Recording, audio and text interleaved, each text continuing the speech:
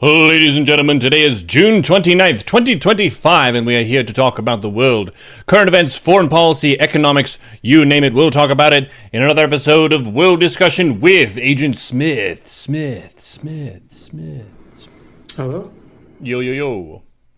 Hey, how are you? Doing pretty good. Yourself? Yeah. Been okay. Can't really complain. The tone is a little bit different. Hope you're doing okay. I'm doing fine. Just out of shape. Oh, do we need to get you challenged with your walks again? I forgot we fell out of that habit. Yeah, I need to work on diet and exercise.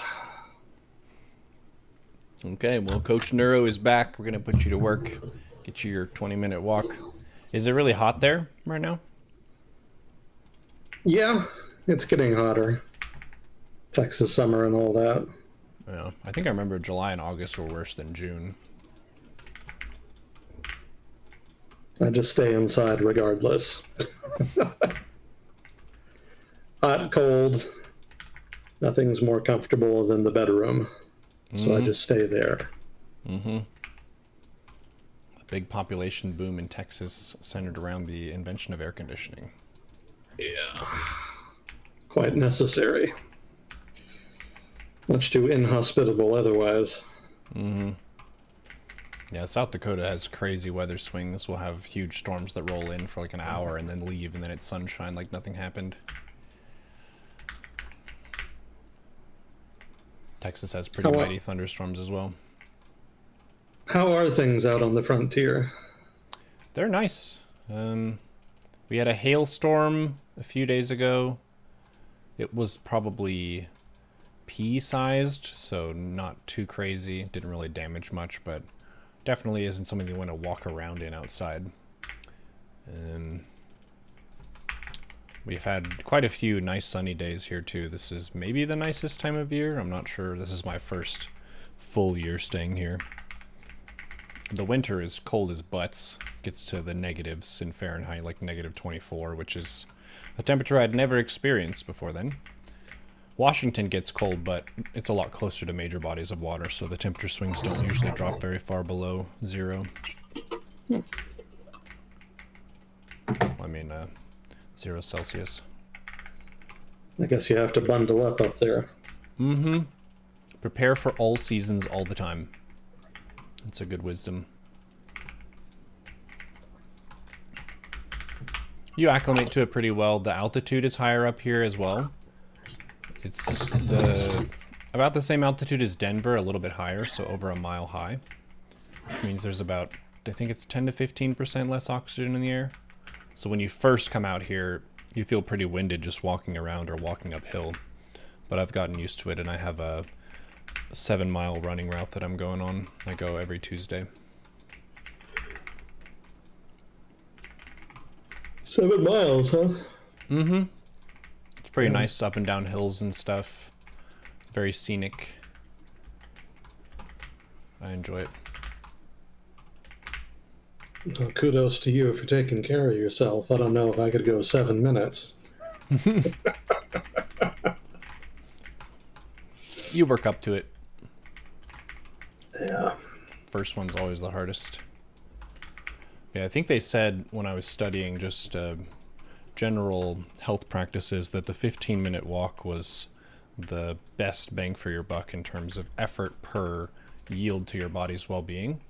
And I remember when we were at the apartment in Surrey, Canada, there was a family, I think they were Sikh or something, like from Punjab. And the grandfather of the family, he was white bearded and older guy. He had their, whatever their turban thing is called. And he was super sharp, and he would go for a walk every day. That was one of his daily routines. I thought that was pretty cool. Healthy habits. My uncle is in town here. They're building a shed out on their property that's going to be their temporary residence until their house is completed. And he's, I think, 71 and Wow. out building a house not completely by himself, but he's doing a lot of the work himself, and he's making us millennials look bad. I was telling him not to try so hard, and you're embarrassing us.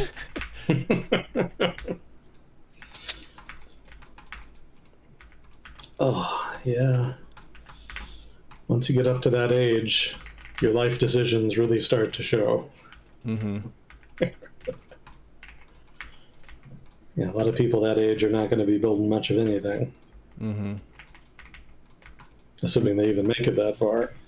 Yeah. You have to have a good reason to do it, though, because exertion involves a lot of risks and strain on your body and stuff, so you have to decide that the benefits are worth the costs.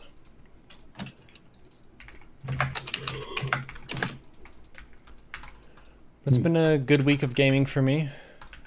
Yep. Yep. Dota rank is climbing. I'm on like 8 wins in a row. Terrorblade is my new main guy who I have a really good win rate with because he's very self-reliant. He has so much ability to push the enemy's base by himself and then retreat really quickly that it feels like a character that I don't really need my team to perform as well for me to still influence the outcome. A lot of other characters, they have to make sure that their team sets up favorable circumstances for them to follow through, but he's the kind of guy who he can do a lot of heavy lifting just on his own, so I like that. Makes climbing a lot more consistent. And then StarCraft stuff has been good this week. It's been a quiet week in terms of news. Nobody has asked about anything or been like, oh my gosh, what's Agent Smith going to say about this? So I don't know if it was a slow week or just for American news cycle slow. Stuff happened, but mostly it was Iran related. And a lot of that was just sort of running its course, basically. It was the event running its course. So not necessarily a whole lot new there. There's a big Supreme Court ruling a couple days ago. There was a NATO summit. There was a peace deal that the Trump administration apparently sponsored. So, there's a couple things here and there, but yeah, there's nothing really stand out per se. So I'm not surprised people aren't necessarily clamoring for any one particular thing. Gotcha. I think we had 1 year left of the Eastern Front, and it was a short one. Yeah, it's like 4 months. 1945. Gotcha. Yeah, it should go pretty quick. Oh, sounds like more BG3 to me. Yeah, probably. Well, I did some Wikipedia diving. I think that was the only the only things of substance besides keeping track of the news and watching YouTube that I did the past week was do some Wikipedia diving with regard to Hinduism. I'm trying to kind of draw a rough map of what modern Hindu sects look like. Mm-hmm.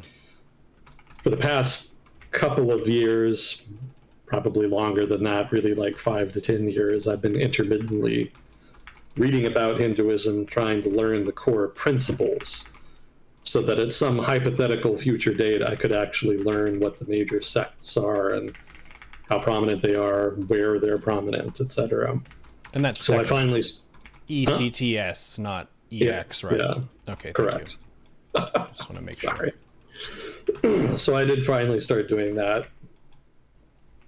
And other than that, pretty much just Mass Effect. Been playing a lot of that. The first one still? No, I finished the first one, I think last week. So this past week I've been playing the second one. Nice. So it's been fun. Much higher production values in the second one. Sorry. Yeah, that's the one I played the most. That one definitely looks miles better than the previous one. It's kind of a generational shift in just the graphics quality. Yeah, I'm quite impressed with that aspect. So I'm reserving final judgment until I finish, but so far so good. It's pretty fun. Hate the QuickTime events. Don't know why they did that.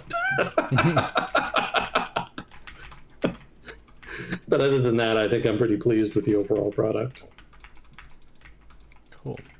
Do you have a favorite crewmate? I don't know what they call the companion characters in that game. I haven't gotten all of them yet, actually. Been spending a lot of time. My approach to role-playing games like this is to forestall the main quest missions, because I'm perpetually terrified that if I progress the plot, then some of the side missions will be blocked off. So I tend to prioritize the side quests above the story missions. And that tends to slow down progress pretty significantly. So I haven't actually gotten too many companions yet. Gotcha. So I don't want to judge until I've got all of them, basically. That route can, I don't remember if it's an experience-based game, but you can sometimes make your character and your team more powerful by doing the side quests before the main quests. Yeah, that's generally how it goes. I will say that in the first game, my main go-to guys were Garrus and Rex. Is Rex that big, aggressive guy? Yeah, he's the big lizard dude. Yeah, I think I remember him being pretty cool. I liked his dialogue. Yeah. Didn't want to talk. I can relate. Strong silent type. Yeah. I think I liked him, and you probably don't have the lady with the mask yet in the second game. The first game, yeah, Talia, I think her name was. I liked her, but the game wouldn't let me romance her. Very disappointed. I wanted the space gypsy. I think you can in the second game. We'll see. We shall see. But yeah, first game, pretty fun. Graphics a little dated at times. They kept reusing the same base layout. They made it work. I don't begrudge it, but I did take note of that.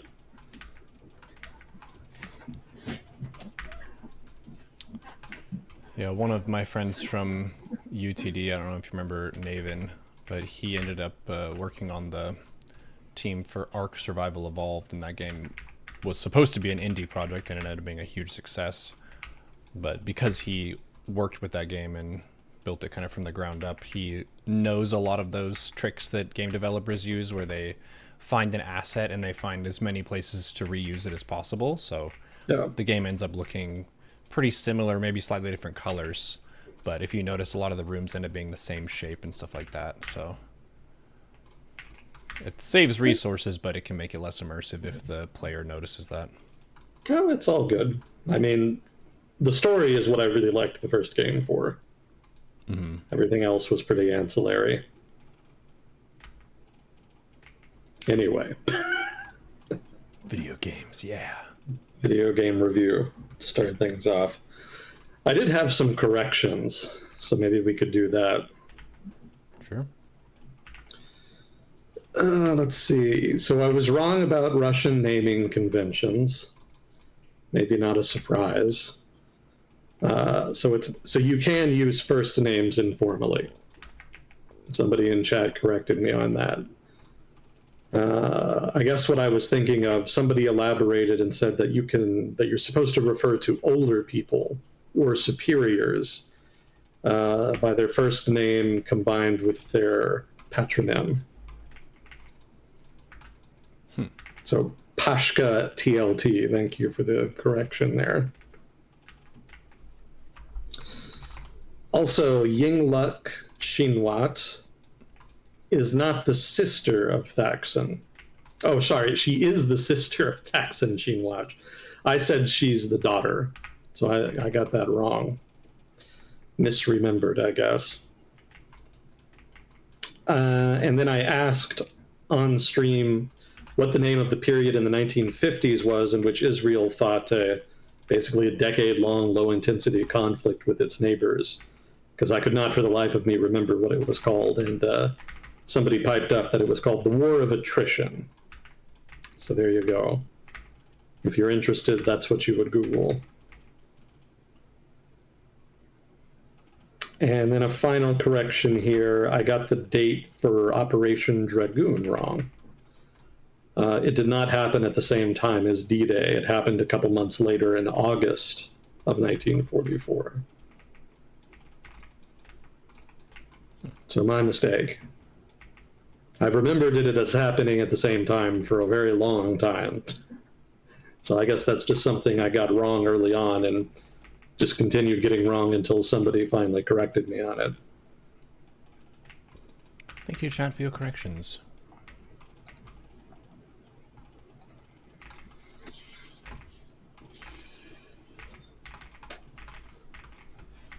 Well, have you paid any attention to the Iran drama?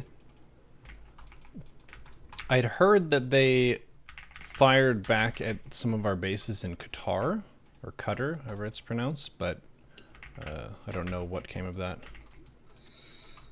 Nothing. Okay. It's kayfabe all the way down, Neuro. Just keeps on going. Yeah, they lobbed some missiles as retaliation for the US bombing some of the sites related to their nuclear program. But apparently, near as we can tell, they telegraphed the punch. They apparently gave some degree of advanced warning the bases were evacuated. None of the missiles even got through or hit anything, so nobody was really in any danger, it seems. Seems like they just did it for symbolic reasons. In other words, for domestic political consumption. So Iran fired the missiles and then announced that they had done devastating damage to the American base, declared victory, and then stopped. That's pretty much the way it played out. How devastating was the damage? There was virtually no damage. Oh. Nothing happened. So it seems that the Iranians just wanted to make a face-saving move here. Before they just kind of, well, it's not entirely clear what direction they want to go because there haven't been any real negotiations happening. There have been some feelers put out, but I haven't heard about anything substantive going on with regard to any kind of negotiated end. There was a ceasefire that came into place.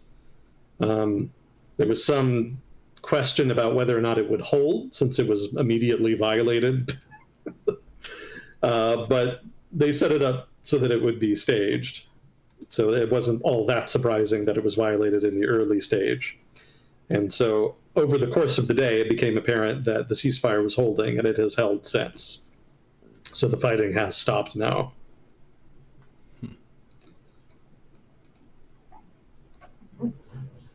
But that said, it could start up again, presumably. I mean, there hasn't been any real finality here. Like, there isn't any return to the nuclear negotiations, near as we can tell. There's some evidence that the nuclear program wasn't even completely destroyed, and maybe it wasn't even intended. That is to say, maybe even the strikes were not even intended to completely destroy it. That's been some information that's come out more recently. There was a leak from the DIA, which is a U.S. intelligence agency, of a document that suggested that the damage would only set back the nuclear program by a couple of months. But then, of course, the administration came out and said that they did not agree with that assessment, that there are other assessments, that they think that it's been set back by several years. And they're saying that if the Iranians basically start up the program again, then they'll just bomb them again.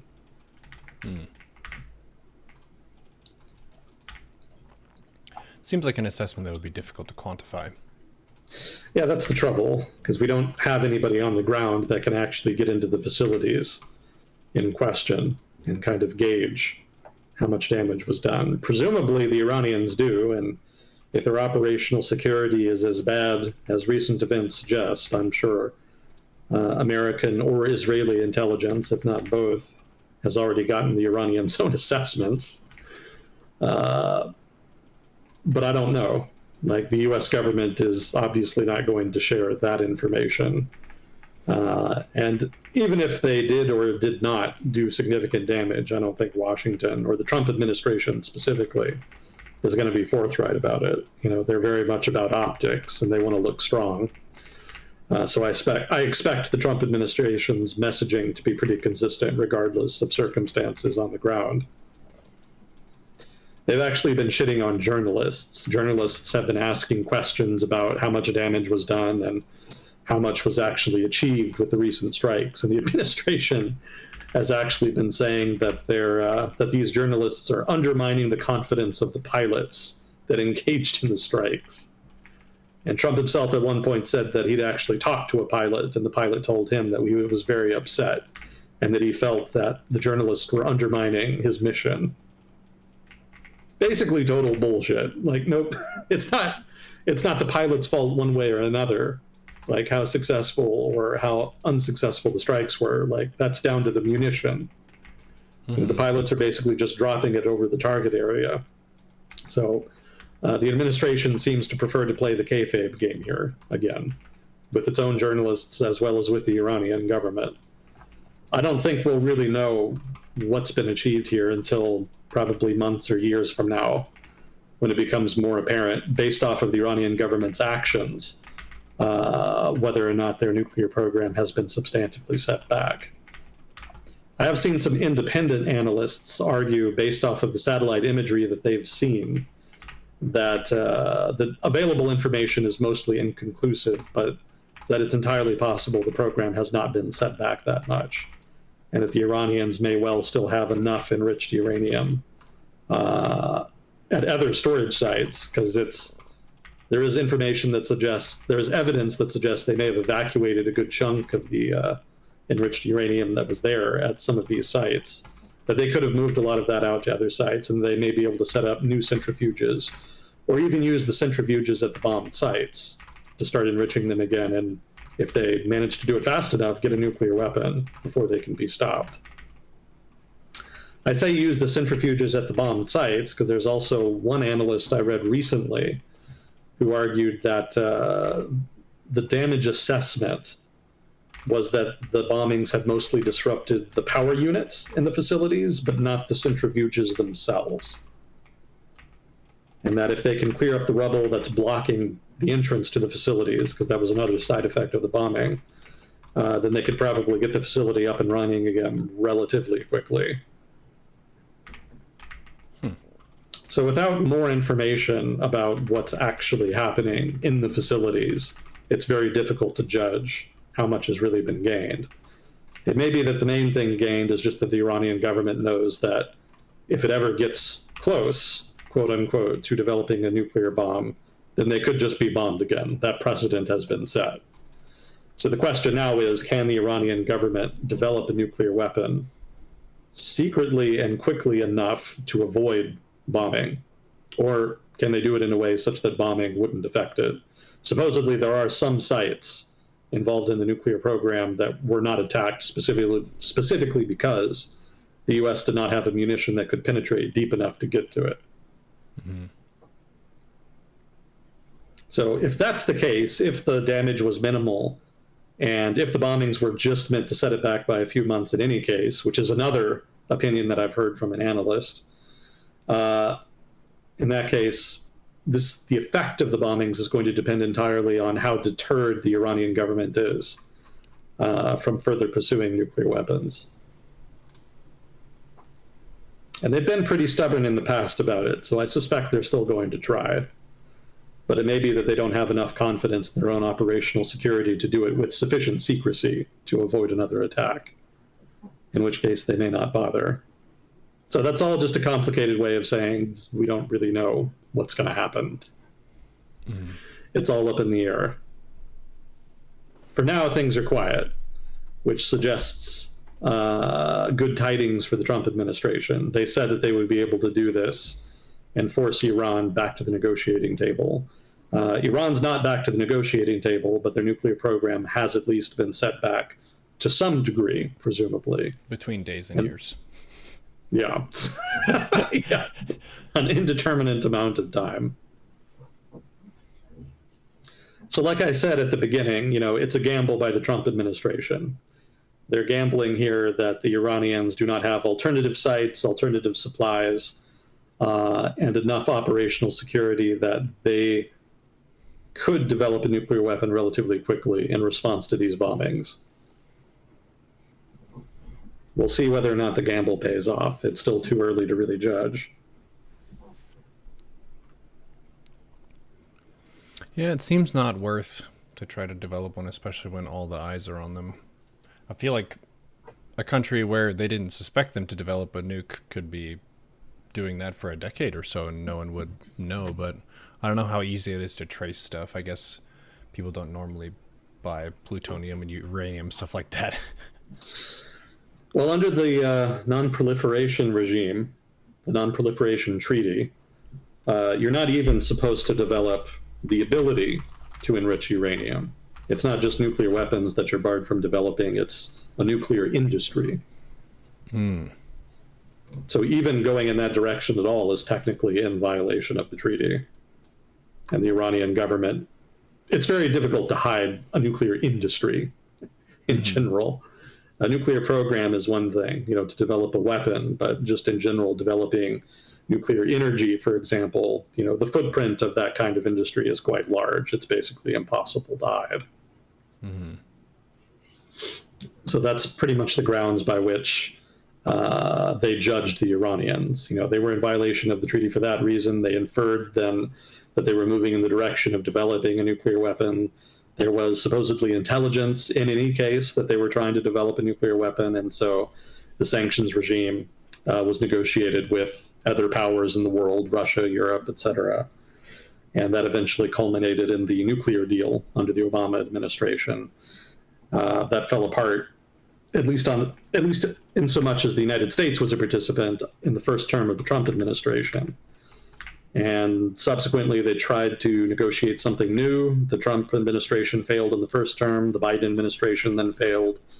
And now the second term of the Trump administration is in the process of failing to negotiate a new agreement.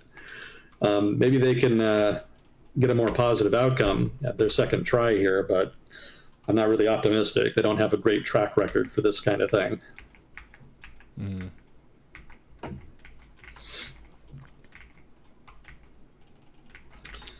Well, more recent developments in the past couple days have seen the Iranian government reach out, allegedly to resume nuclear negotiations.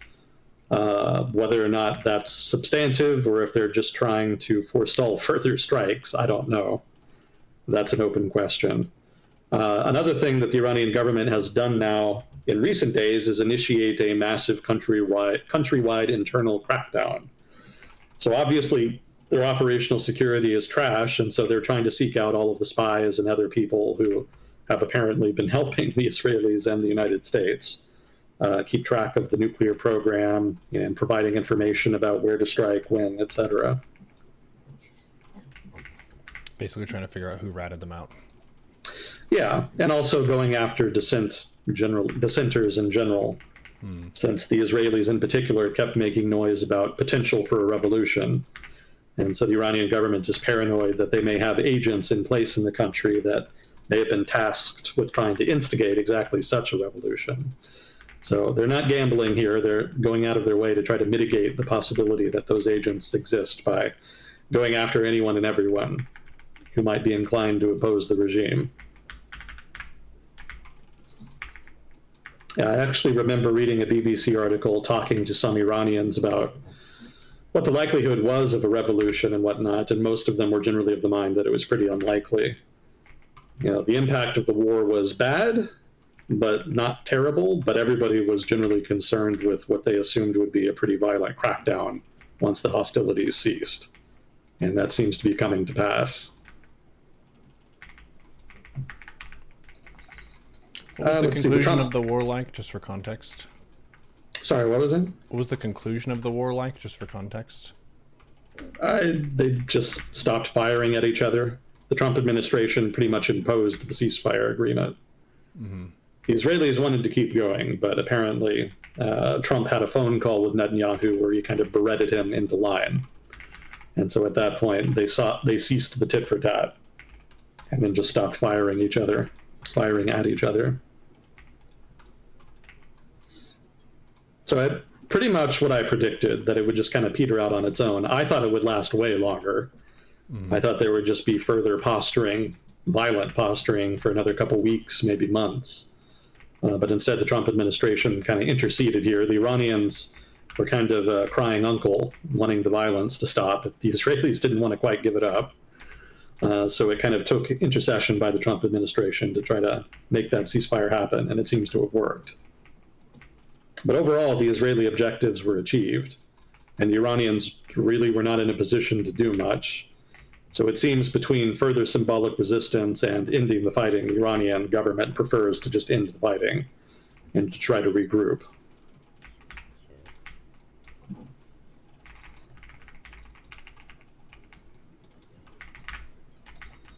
The Trump administration did offer to drop sanctions if Iran and the US started negotiating and reached an agreement.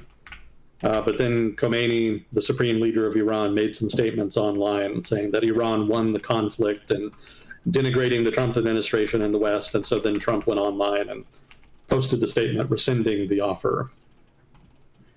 Probably doesn't mean anything. I really don't invest much in what Trump puts online. There very rarely seems to be much correlation there between social media posts and what the administration actually does. Oh, and there was one statement that he posted that I thought was particularly humorous. So on the eve of the ceasefire, right, when they were trying to get that done, he posted saying, quote, "On the assumption that everything works as it should, which it will, I would like to congratulate both countries." Very Trumpian type statement. So that's pretty much where we are. The fighting kind of stopped after some symbolic retaliation by Iran, and now we're sort of in this weird open-ended limbo where we don't know where relations are or where the balance of power is.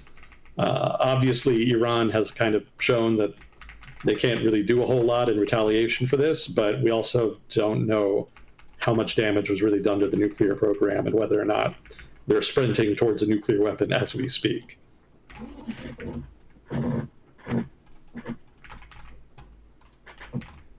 Time will tell. Stay tuned. We shall see. I will say that it's exactly this kind of uncertainty that led previous administrations to hesitate at striking Iran. You know, this is the kind of thing you really want to plan out well in advance. And if you don't have enough intelligence to know thoroughly whether or not you can actually shut down the program for a prolonged period of time, going ahead with strikes anyway is a gamble. So maybe it does work out, but maybe it doesn't. And given the stakes of it not working out, I don't know that the cost benefit really checks out on this. So we'll see. In general, I think enforcing the non-proliferation treaty is a good thing. But opponents of the strikes have noted that the Iranians themselves were not, at the time of the strikes, sprinting to a nuclear weapon, and that the Iranian track record has been to maintain the ability to sprint towards a nuclear weapon, but not actually to do so. Mostly they seem to have wanted to use it mostly as leverage. So that's the opponent's perspective. But of course, the countervailing perspective is that you're either enforcing the treaty or you're not. And they were not really enforcing the treaty up until the strikes. Negotiations can only drag on so long before you're tacitly just allowing them to breach the treaty. Mm-hmm.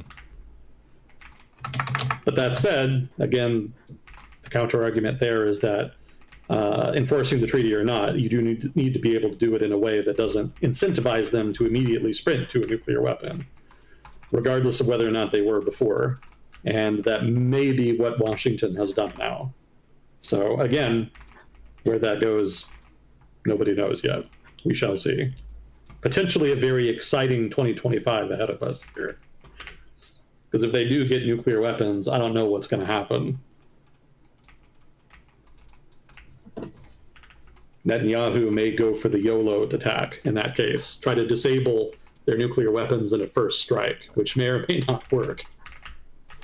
He's certainly been very bold in recent years, so I wouldn't put it past him.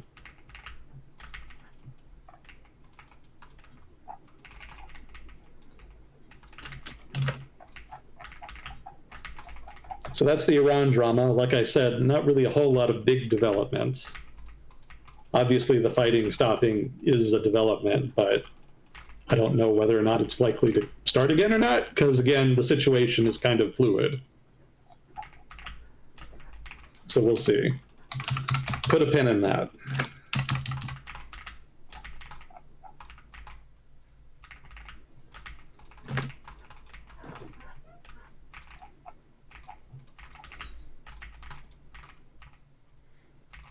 Did you see the Supreme Court ruling a couple of days ago? I did not. What was it? Okay, so let me just do the usual disclaimer. I'm not an expert in everything I talk about on here. I have more of a background in foreign policy and economics. So if I ever say anything that's wrong, stupid, or biased, please let me know. If I'm wrong, I want to know more than anybody. So participation by chat is encouraged. I don't read chat while we do this, but I do read it later. So feedback is appreciated. And yeah, that's especially true with regard to legal matters. I've proven multiple times on here that I don't have a legal background and can't really comment too much on it. So I'm just going to give you the bare bones outline here, just based off of what I've read. So this Supreme Court case had to do with birthright citizenship. Early in the new Trump administration, they issued an executive order that tried to proscribe federal participation in the issuing of documents to babies that were born in the United States to parents who are not citizens. Now that was forestalled by a court injunction, and that was a nationwide injunction, which is important here. So the Trump administration argued that the judge that issued the injunction was overreaching, that a nationwide injunction was not appropriate, and unfairly restricted the powers of the executive branch. So that went all the way to the Supreme Court, and a couple days ago, the Supreme Court does what it does a lot in contentious cases, which is to kind of issue a ruling, but to also not. So for example, they have not yet actually ruled on whether or not the Trump administration is in breach of the Constitution by following through with the substance of the relevant executive order, which again is designed to proscribe birthright citizenship to illegal immigrants, basically. However, what they did rule is that nationwide injunctions in cases like this were not really appropriate. Now, there's a lot of legalese here, so, you know, there's caveats. You know, you can still do nationwide injunctions in response to something the federal government does that has not been completely ruled out. However, they are raising the standard here. And so the concern is that the scope for a judge to restrict executive actions that may or may not be in breach of the Constitution has been curtailed here in such a way that in the future, the executive branch could do something that is explicitly unconstitutional and would be able to basically continue to do it until there was some kind of final court ruling. Whereas in contrast, before now, a lower district judge could issue an injunction that would stop the government from doing that thing, whatever it was, until a final ruling, before a final ruling, rather. So obviously the criticism here and the concern is that the scope for the executive branch to basically get away with doing unconstitutional things, you know, of one kind or another, has been made significantly easier. They're going to be able to do that without as much resistance from courts. Now, courts can, again, still issue injunctions. One of the more detailed implication here is that where before a single judge with a single litigant, regardless of, you know, what jurisdiction the litigant was in, could issue a nationwide injunction that applied everywhere and stop the executive from doing something until some kind of resolution to the court case. Now, you can still issue a nationwide injunction, but the bar is significantly higher. More likely, you will only be able to issue an injunction for the specific jurisdiction that the litigant is making the case in. So individual states might sue to protect the rights of their citizens, but in that case, an injunction could only be issued for executive action with regard to citizens of that state. in which case the executive could continue to engage in the relevant behavior in other states that are not suing. So the potential is there for blue states to get injunctions to protect their citizens, but for Democrats in red states to not be protected because their states do not litigate. Therein lies the concern. It's possible for there to be broader litigations made at a district level that result in district level injunctions. And when I say district, I'm talking about like lower courts. You know, there are court districts in the judicial branch. And it's also possible for there just to be a whole shit ton of litigation, not just from states, but from groups like the ACLU or other nonprofits that may be able to get injunctions at lower levels. But that's going to require much more effort and much more litigation by many more parties than is currently required or had been required when you could just issue a nationwide injunction with pretty much anybody. That is my impression of the significance of the ruling. Again, I don't have a background in law, so I don't really know what I'm talking about. But that is the concern that I have seen raised, that there is now a much, much weaker barrier separating the public from the whims, so to speak, of the executive branch. So to put this in gamer terms, this is basically more executive branch power creep. Not really creep. This is this is not incremental. This is a significant increase in the discretion available to the executive branch, because the main way that Trump's various executive orders have been blocked until now is specifically by way of these nationwide injunctions. So going forward, there's going to have to be some other mechanism by which they are forestalled, or maybe you can't forestall them at all, and the Trump administration just moves forward with unconstitutional executive orders, assuming they are unconstitutional in individual cases, and is able to operationalize those until some kind of final ruling in the relevant litigation. And given that litigation of that kind can take months, if not years, then effectively the administration can just do whatever the fuck it wants. I see. So instead of having executive orders issued and then very quickly be shut down and tied up in the courts, now they'll still be in the courts, but in the meantime, the orders can actually be carried out.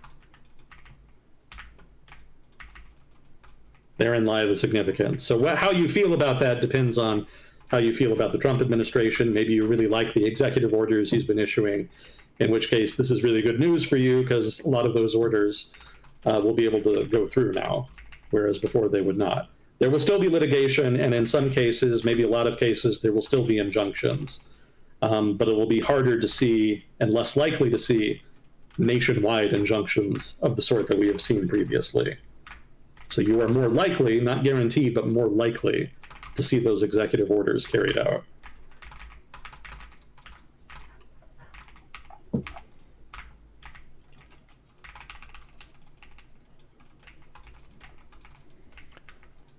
I see. Don't worry, you'll definitely be hearing more about that soon. Yeah, well, it seems like a pretty big fundamental power shift rather than the specific issue in question, whatever it was. Yeah, very much so. The birthright thing was like secondary news there. The Supreme Court didn't even rule on that. They probably will later, but they haven't gotten to it yet. Just the early ruling here was significant in and of itself.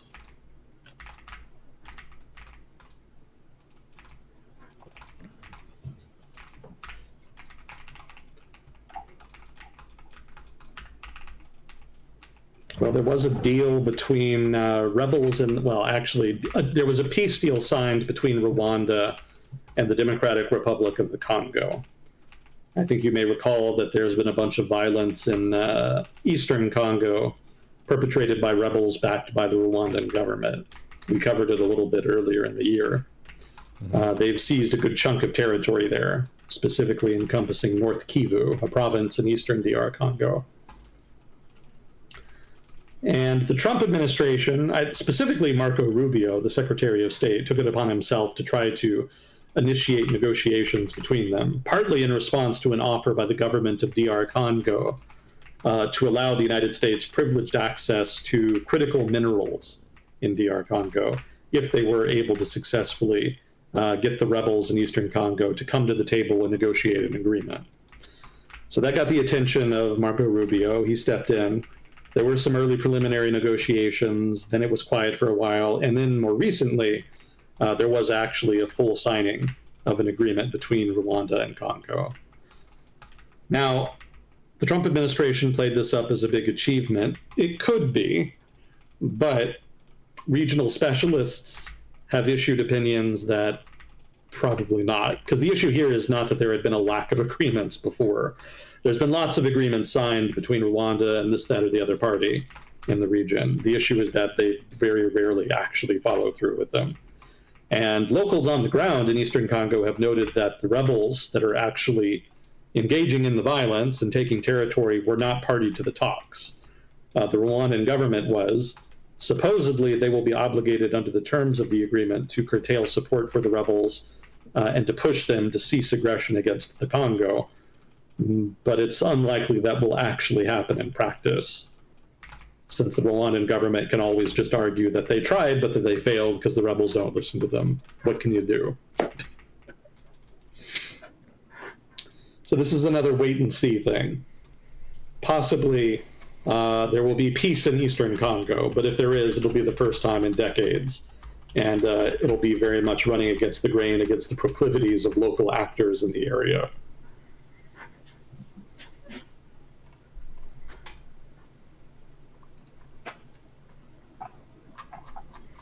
Was this the country that said it had a crap ton of gold, but it actually was way less because they were talking about the ore and not the actual raw gold?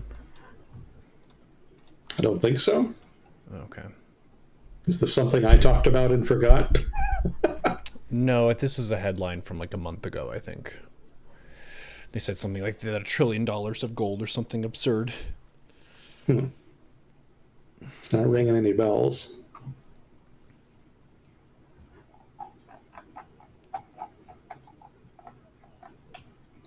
Well, let's see. Did you want to talk about the NATO summit real quick? Yeah, sure. So it's a NATO summit. They meet every year to talk about issues of substance. The Trump administration was looking to make that difficult, so they shortened the length of the summit specifically to cater to Trump, since he generally leaves early anyway. And they also knew that he was going to pressure everybody to increase spending on defense. And so they just all agreed beforehand that they would do that superficially. Sort of the switch that the Trump administration has made is that they have now started demanding European allies spend 5% of GDP on defense, where before in the first term, it was getting them to spend, I believe, 2% of GDP on defense. Oh, more than double, wow. Yeah, and I don't know why they wanted to boost to 5%. It just kind of came out of nowhere for me. 2% was sort of the consensus minimal amount. But now it seems the Trump administration thinks 5% is necessary for undisclosed reasons. So the Europeans decided to get together and to pretend to agree to the 5%. And when I say pretend, what I mean is that, and I think we talked a little bit about this before, but now it's basically official. The US administration did not push back on this. They've actually agreed to boost spending to 3.5% of GDP. That is to say, defense spending to 3.5% of GDP. The rest that allegedly gets them to 5% is going to be spent on military infrastructure and other ancillary projects of one kind or another. So things like roads and railways that they kind of wanted to spend money on anyway. It's a military road. Yeah, pretty much. Some other details here. The 5% target will not apply to the United States, hilariously. The United States spends a little more than 3% of GDP on the military, but it seems the Trump administration is not looking to boost that to 5%. So this is something that applies to everybody else, but not the United States itself. Spain pushed back pretty hard on the 5% thing, to the point where the Trump administration actually threatened to tariff them if they didn't do anything. Eventually, Spain kind of won that battle. And is being given, quote-unquote, special dispensation to make its own budgetary decisions. which is fancy diplomatic speak for fine, do what you want. What was their reasoning for why they didn't want to do it? It's expensive. I mean, 5% of GDP is a good chunk of your budget. That's not nothing. I mean, really, 3% to 40%, 3 to 4% would be relatively high to spend on defense. 5%, I think 5 to 6% is what the United States was spending at the height of the war on terror.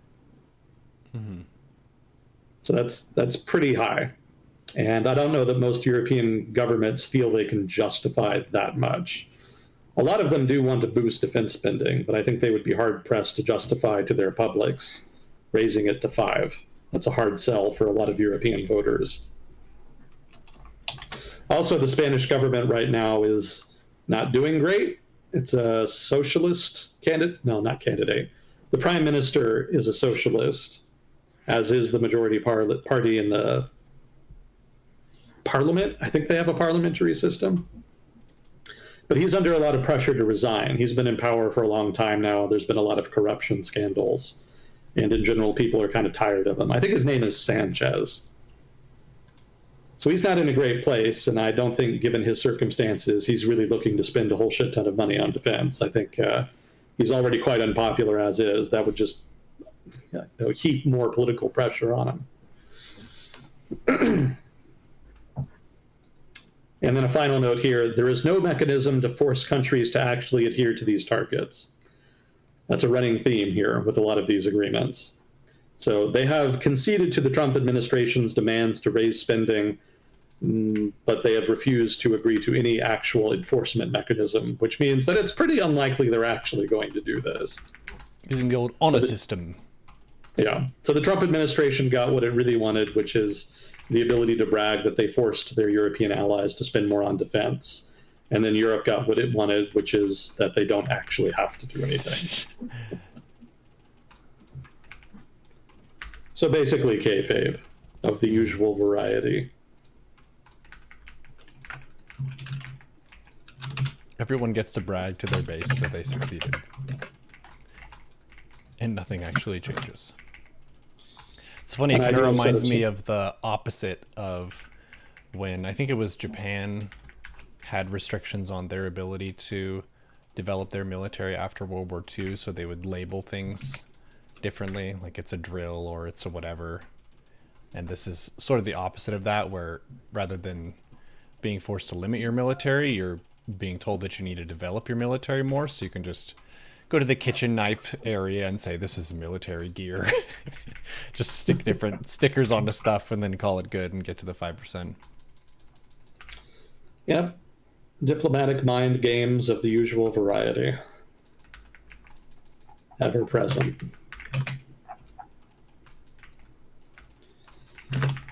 Well, let's see. That's about all I had for the U.S.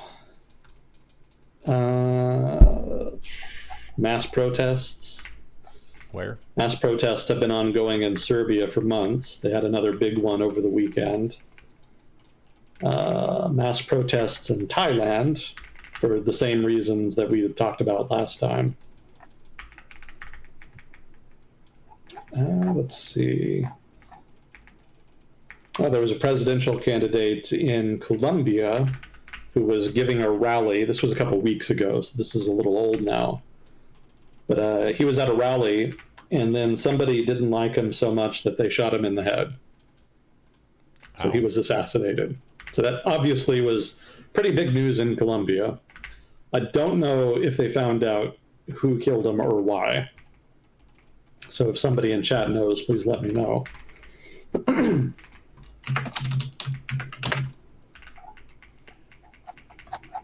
Did you talk about the Romanian elections or re-elections? Chat is asking.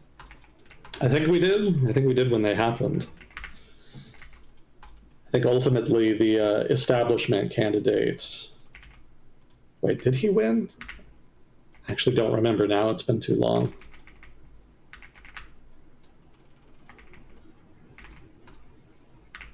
I want to say the establishment candidate won the presidential election in the end. I'm confused because there was a presidential election in Poland where it was really close, And it came down to basically the populist candidate and the center-left candidate. And the populist candidate lost the first round.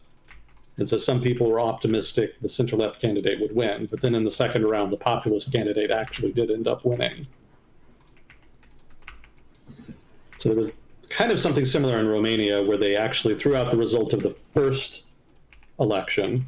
It was actually the first round of the first attempt at a presidential election. And then they did it again. There was a big outcry because there was a sense that they were trying to censor sort of the populist right. And I think they even banned the guy that had been leading in the polls from running again in the new election. And so then they had a different sort of populist right guy who kind of took up the mantle, and then he was running against the center left. And I want to say that the center left ended up winning, but I also don't remember. I'm fuzzy on the details of how that came out.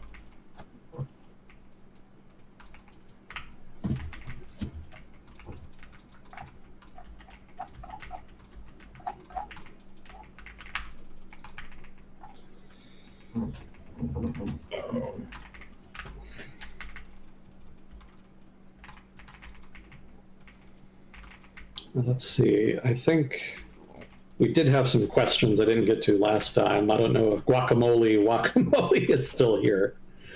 But he did have some questions about democratic peace theory, which I was criticizing last time. Let me see here. I find your response to my question surprising. The evidence you presented leads me to the opposite conclusions you gave. You said that the studies focus too much on democracies in Western Europe, but hasn't Europe become much more peaceful since the rise of democracy there?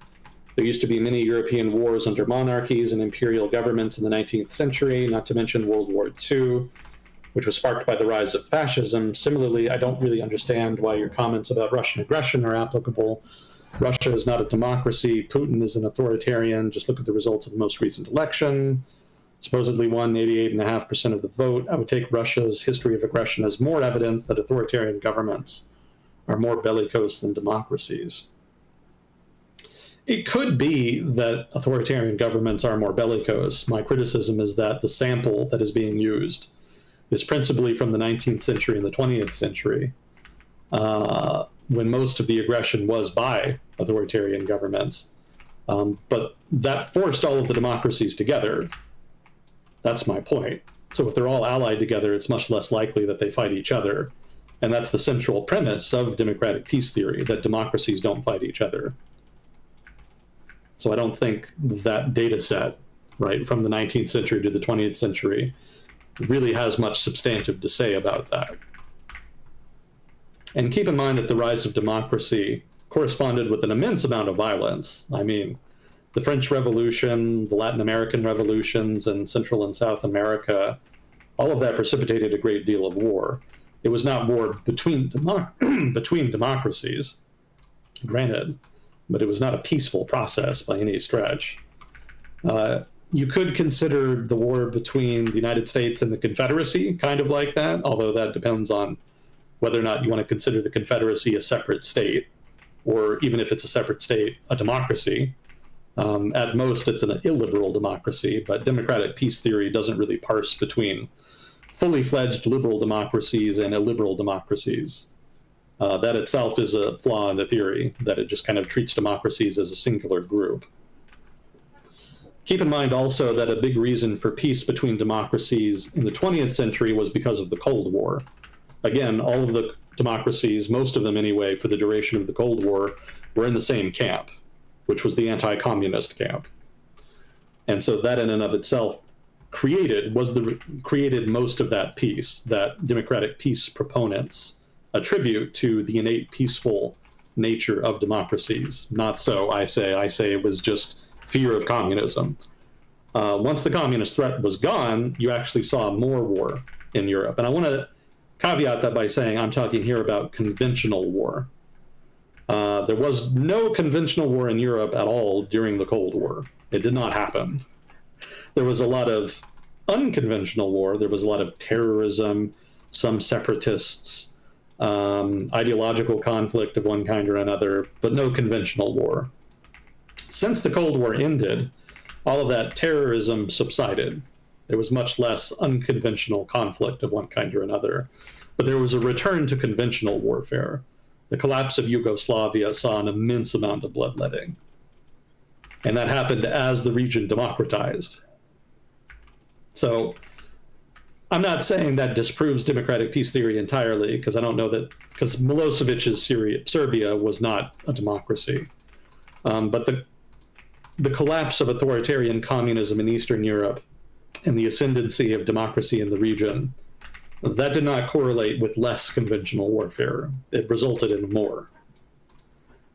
And like I said last time, and maybe that this was after the question was posed, but Russia in the 90s was considered a democracy. It was a flawed democracy, but it was a democracy. And it engaged in foreign interventions, generally against nascent democracies that had been part of the Soviet Union. So Georgia, for example, Moldova, those would be the main examples. So by the time you get to 2014, Russia is not really a democracy anymore. At most, you could call it an illiberal democracy. But the exact point of transition where Russia stopped being a flawed democracy and became an illiberal democracy and then became an authoritarian state, that's debatable. Like, there's not any one specific point you can point to and say, okay, that's when the transition happened. It was a slow evolution over time. So in that light, it's a little hard to say for sure whether this, that, or the other conflict that happened in the aughts or the teens can be said to qualify here, given that Russia's democratic status is kind of fluid in that time period. You could say, I think at least that in 2008, Russia was an illiberal democracy. And it fought a war against Georgia, which was a flawed democracy, at least. So in that sense, you had two nominal democracies fighting each other. Again, democratic peace theory doesn't stipulate whether or not the democracies are supposed to be liberal or illiberal or flawed or what have you. It's all just one group. This is an older theory, I want to point out. I want to emphasize that. It's not really designed for the post-Cold War world.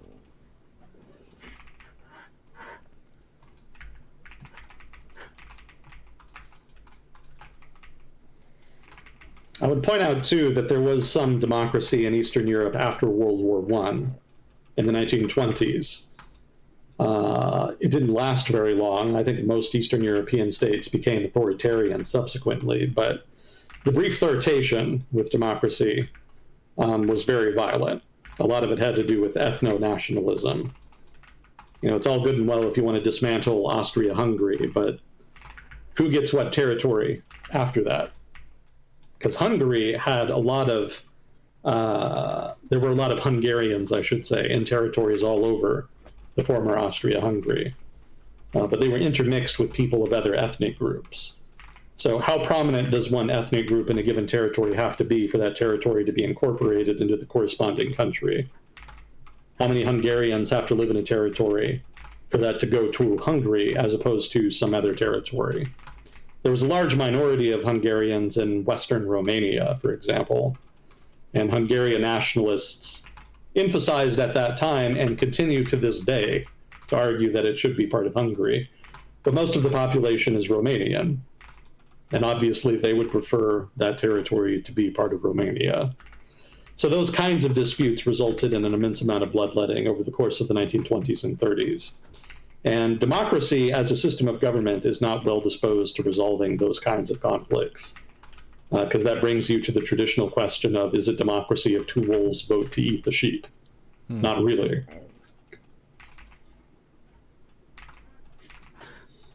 So I'm not saying there's no merit at all to democratic peace theory. I'm saying that it's just a shit theory. Its conclusions are heavily biased by the proprietary circumstances of the early 20th century and then the Cold War. Like, if you take those away, there's much less merit to it. Democracies will absolutely go to war with each other. I don't think Luxembourg is going to invade the Netherlands. You know, that's not likely. But there are more democracies around the world now than there were at the time the theory was crafted. And their respective records have not been great. and a lot of them are no longer democracies anymore.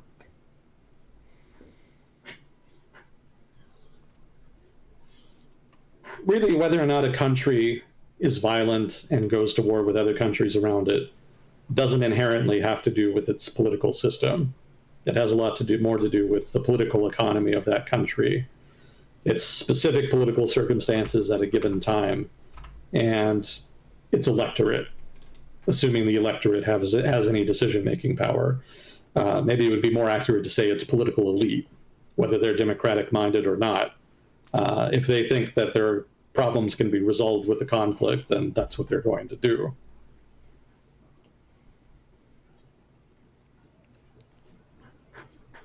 When diplomacy fails, as they say. Yeah. Do I have thoughts about Mamdani winning the Democratic primary for New York City mayor and the strong possibility he will face Adams and Cuomo running as independents? I do not, because I don't really know a whole lot about him yet. I don't think it's any shock that a progressive-minded candidate would win the primary in New York City. My impression of it is that it's pretty left-leaning. I keep meaning to ask Mass Neotech what he thinks about him, because I know he lives in New York. But I haven't yet. Moderators and friends of the stream named Will Blur also lives in New York. Yeah, they would be better people to ask, because they're going to know more about politics on the ground over there. I have seen some people surprised that a Muslim would win a primary or potentially office in New York City after 9/11. That seems very ignorant. I don't know why. Well, I shouldn't say I don't know why people would believe that. I know exactly why people would believe that, but still, it's stupid. I mean, if anything, that's a good sign, right? That's kind of the ultimate fuck you to Islamists, that you can elect a Muslim to be your leader and then basically have them do Islam better than the people who attacked you.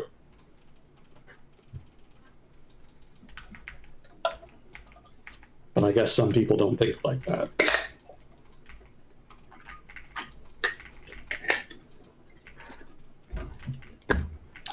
Well, that's all we had for questions. Was there anything you wanted to get to? I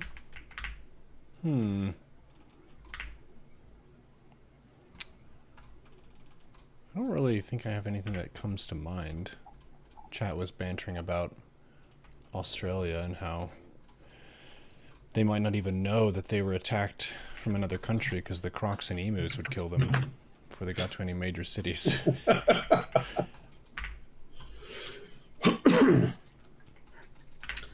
Does anybody know any good books on the history of Australian politics? I was thinking about that a couple days ago, and I was thinking I might ask chat to see if anybody had any good recommendations, because I could definitely do to learn more about it.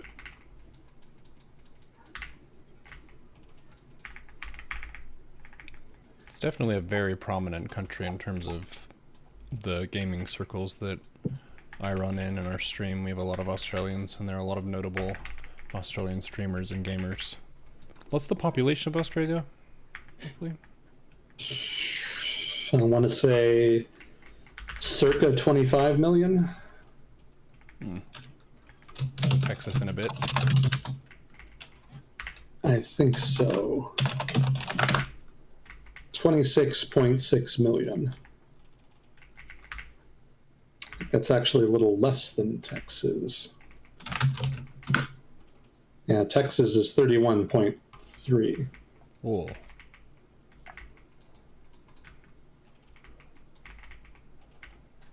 My mistake.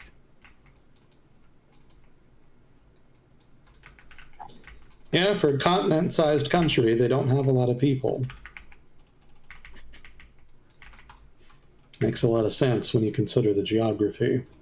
Yeah, a lot of it is pretty arid, I believe. Yeah, pretty semi-arid for most of it.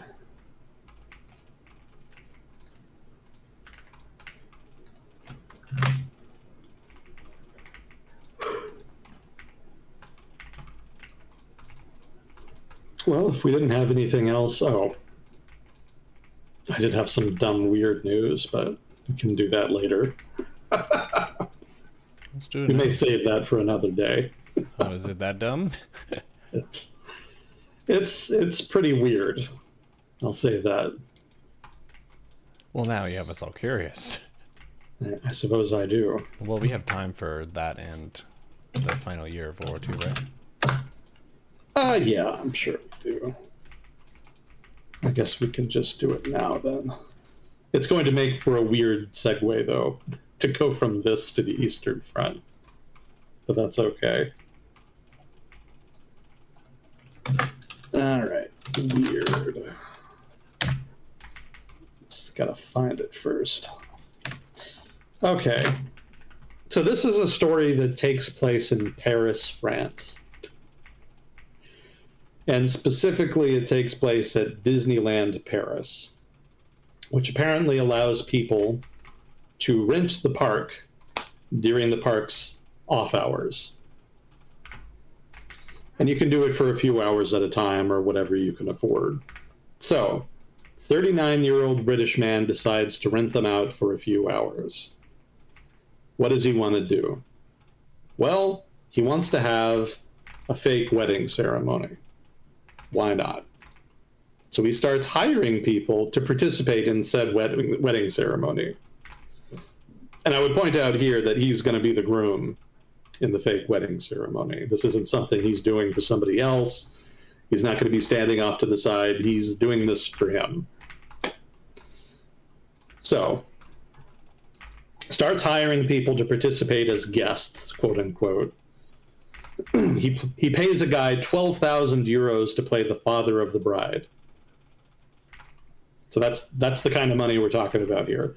And then he goes on to hire about 100 people to do this, by the way, like a lot of people.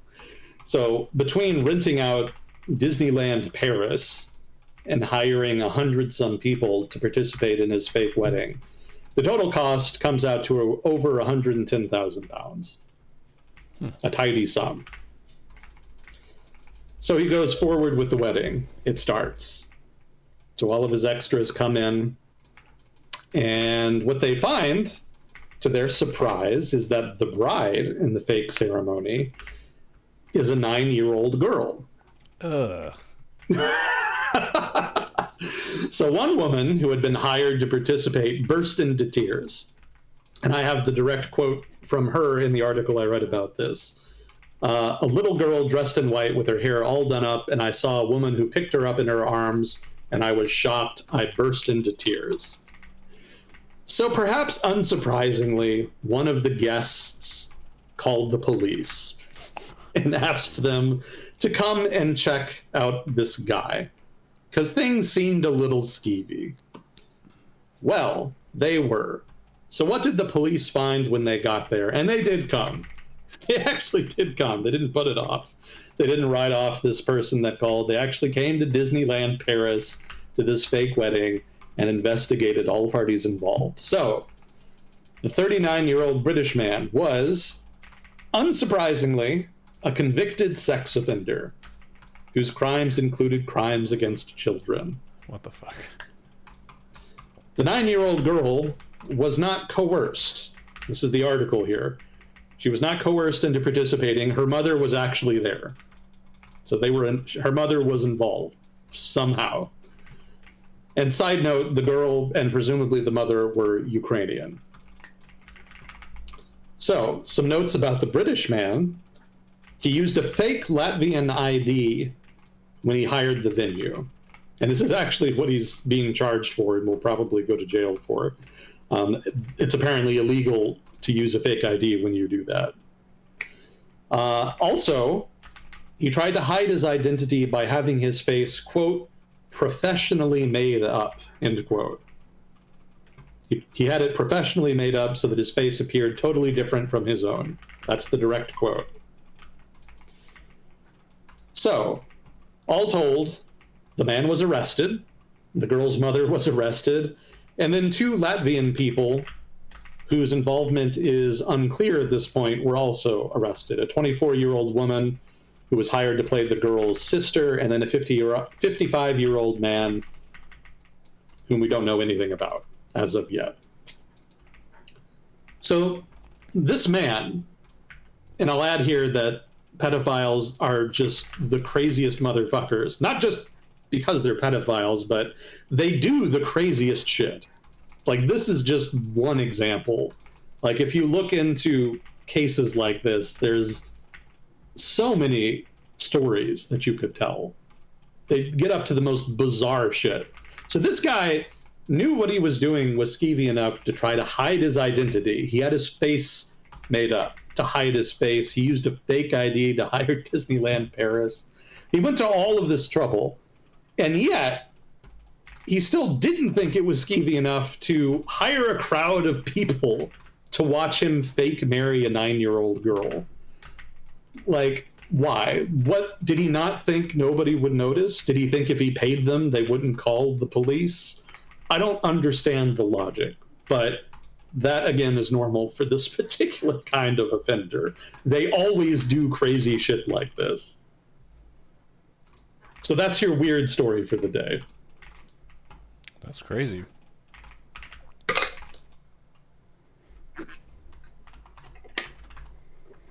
I don't know. Renting out a theme park, that seems like a pretty big gamble. People could do some crazy stuff. I guess renting out anything.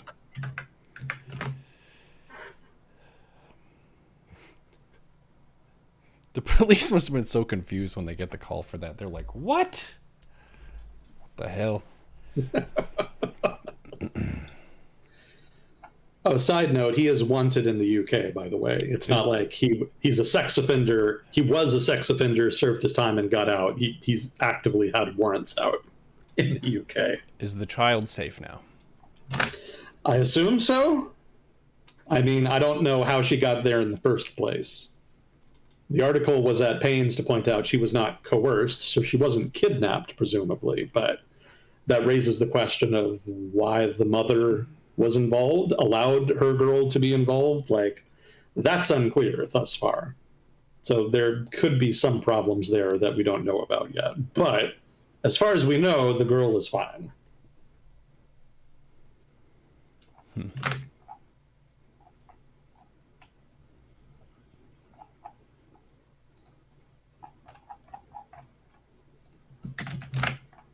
So, Eastern Front.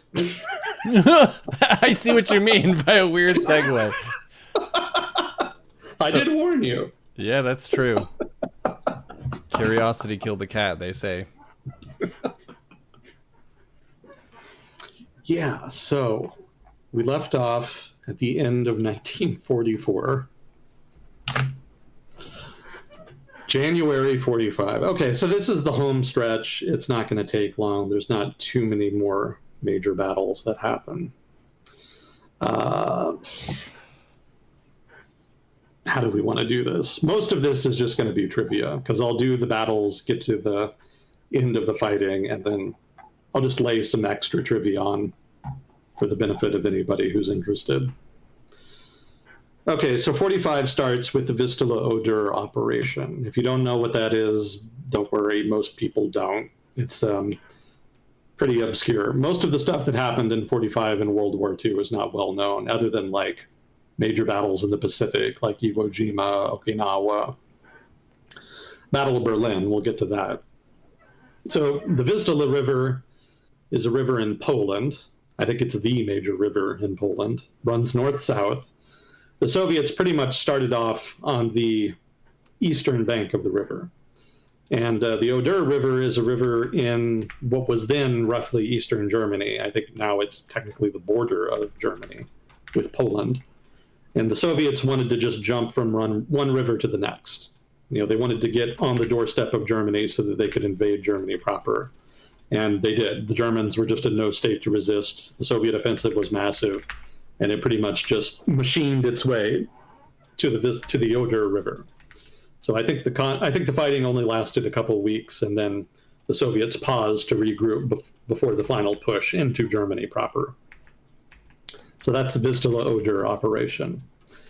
I think around the same time, maybe a little bit after, was the Battle of Lake Balaton, which was in a different part of the front. This was in Hungary. and I think northwest of Budapest, which had already fallen by this point. So the Battle of Lake Balaton was a kind of last gasp for the Wehrmacht, the German army. They wanted to reconstitute and group forces for one last big offensive against the Soviets, and they did so in an area around Lake Balaton, a major lake in Hungary. And, they were able to attack, but again, by this stage of the war, they were so weak, the Soviets so strong by comparison, that they couldn't do anything with it. So the offensive happened, ran up against the rocks of Soviet defenses, petered out, and then the status quo was returned to. Nothing of substance happened. The most significant thing about the Battle of Lake Balaton is that the Germans put in all of their best kit. So tanks equipped with night vision, assault rifles. I always get bitched out for using the term assault rifle because that's not technically correct, but the German equivalent of an assault rifle, the German equivalent of the AK-47 was used here. So they threw all that. They threw out all the best stuff. King Tiger tanks. They didn't make very many, but they did use them here, for example. But none of it was enough. It just was pretty much meaningless. It was wasted, in other words.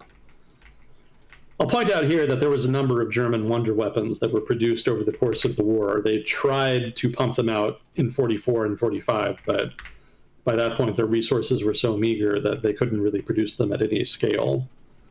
So one of the first operational jet fighters, the Messerschmitt 262, that actually did see some combat in this period, but they didn't have enough fuel to use them at any scale. So ended up being mostly just trivia.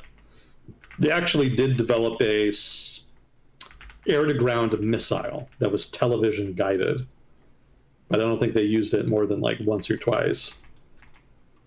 Really fancy shit. It's impressive that they were able to do this stuff, but the idea that it was going to change the course of the war was, prototypical of the type of thinking at the top of German high command at that juncture, specifically with Hitler.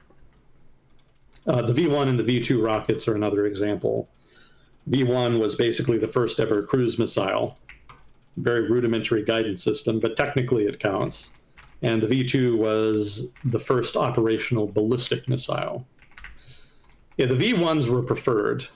The Germans attacked London with these missiles, by the way, for the most part. I think they also used them against Antwerp for a while, since that was a major port through which much of the Western Allies' supplies came through, once they got to it anyway, late in 1944. But I think London was the main target. So the V-1s were actually pretty easy to shoot down because they were very slow. So British fighters could actually intercept them, shoot them down. In some cases, they would get close enough that they could actually just use the disruption of the airflow from the tip of their wing to actually knock over a V-1 in flight. They were sufficiently unstable in flight to do that.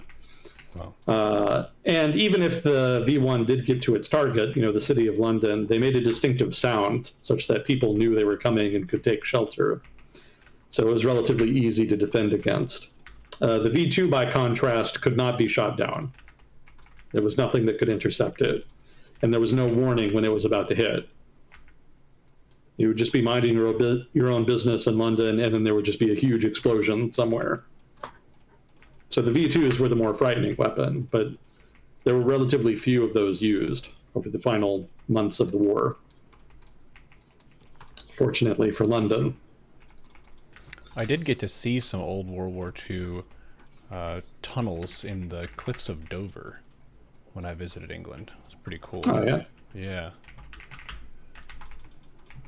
They were pretty tough people. That was one of the points of British pride whenever Germany decided to try to dishearten the Britons by bombing like more civilian areas rather than military targets. And they're like, yeah. You've seen British weather, this is nothing.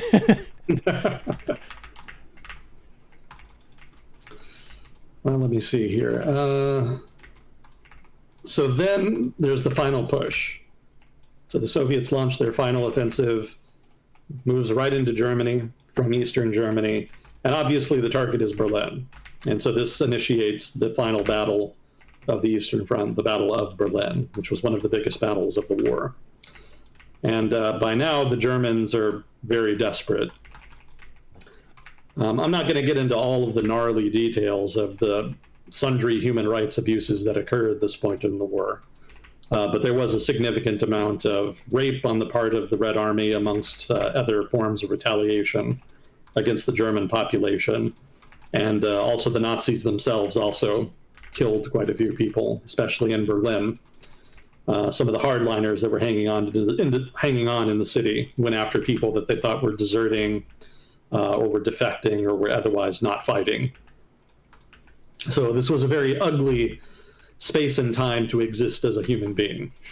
Not recommended. Let's see. So the push on Berlin ended up getting hung up on the Seelow Heights. These are basically some cliffs, I think, to the east of Berlin. And I remember that there was a competition between generals, I believe, Zhukov and Konev. Stalin wanted to kind of push them to compete with each other because he thought that would improve their performance. And so they both were racing to Berlin as fast as they could so that one or the other would be the first to get to the city. And the Seelow Heights was a major barrier. And because the generals in charge were in a rush, the Soviet forces were ordered to basically just attack the cliffs head on, which was not the way to go. The cliffs were at a very steep incline, and it was so bad that there were Soviet tanks that were actually being ordered to just directly scale the heights, which was ridiculous. So they were actually trying to get the tanks to move up the cliff so that they could get their gun to elevate to a point where they could actually attack the bunkers on top of the cliffs. Because without trying to scale the cliffs, the turrets of the tanks couldn't get the elevation to do it.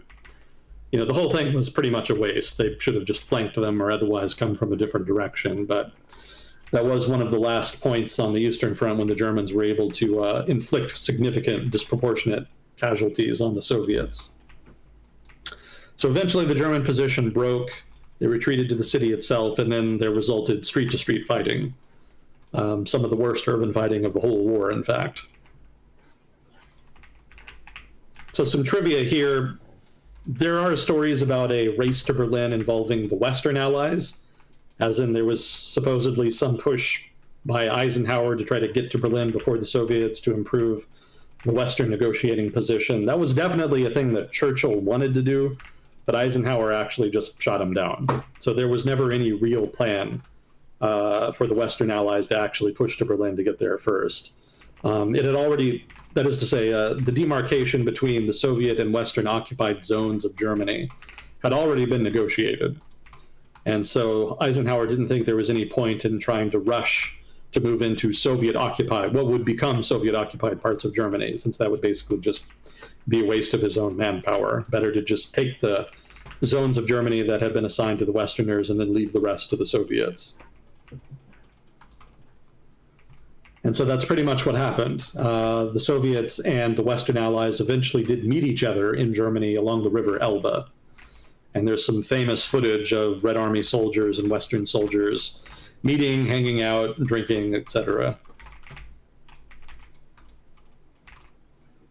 I think the other bit of trivia I had about the Battle of Berlin is that a lot of the German units that were left fighting were not actually German.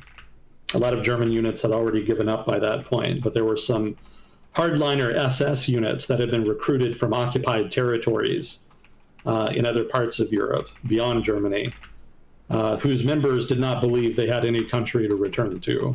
Having volunteered for the SS, they just kind of assumed that they would be tried as traitors. So that being the case, they pretty much fought to the last man. So ironically, one of the last German units to fight against the Soviets and eventually be overrun was a French SS unit fighting in Berlin.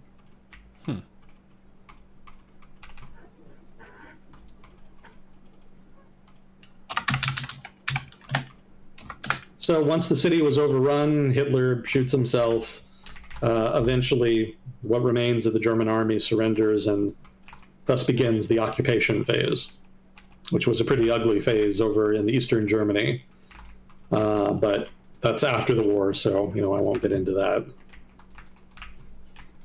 But that's it. That's the Eastern Front. That's a rough and tumble, quick military history of fighting on the Eastern Front in World War II. Awesome. Some things that I think were updates for me in terms of my big picture understanding is it wasn't as simple as the Red Army just swarmed them with units and just had more stuff. There was a decent bit of adaptation from them, an evolution of their military capacity over the course of the conflict. Basically, the short version of what I understood the Eastern Front to be was Germany got greedy attacking too much, it was too cold, and the Soviets had too much. Which, there's some truth in that, but that's a very simplistic answer to it. I think the ambition thing is definitely a factor of trying to fight in multiple directions at once. It spreads the resources too thin. And even though Germany definitely had the edge of technology over the Soviet Union, they didn't have the production capacity to back it up, and they also didn't have the numbers to back it up. Yeah, those were important factors. Also, resources. The Germans didn't have access to ready supplies of fuel or raw materials. Yeah, they would have a lot less land under them than the Soviet Union had. Yeah, the Soviet war effort is disproportionately influenced. I should say the Western perception of the Soviet war effort was disproportionately influenced by 1941 and the disasters therein. That kind of gave people the impression that the Red Army was a paper tiger and didn't know what it was doing. And the disproportionate reliance on German documentation in the absence of access to Soviet archives meant that German perceptions of the Soviet army kind of disproportionately colored Western perceptions as well. So the idea that they were not good fighters, that they didn't adapt, etc., that they only lost because Hitler was dumb, those kinds of ideas have long colored Western perceptions. Mm-hmm. So we've started to correct that, and we have a better understanding. And as a result, we know that the Red Army fought better than they were given credit for many decades after the war. Mm-hmm. Yeah, didn't you say it was because some of the documents were classified? So we only got the German report of things? Correct. Yeah, the Soviets were not eager to share that information. And also some of the battles, even in the Soviet Union, were covered up because there were some important political figures that were involved in them. Operation Mars, for example, was perhaps, if the evidence available is accurate, as important, if not more important, than the Soviet counteroffensive around Stalingrad. But because it failed so spectacularly and because Zhukov was so influential after the war, it ended up getting covered up. And so we haven't really known much about it until relatively recently. I think Khrushchev was also involved in some battles that were covered up later. I don't remember which ones he specifically was involved in, but I think he did kind of cover his ass a bit. And because he was so successful politically, he was pretty successful.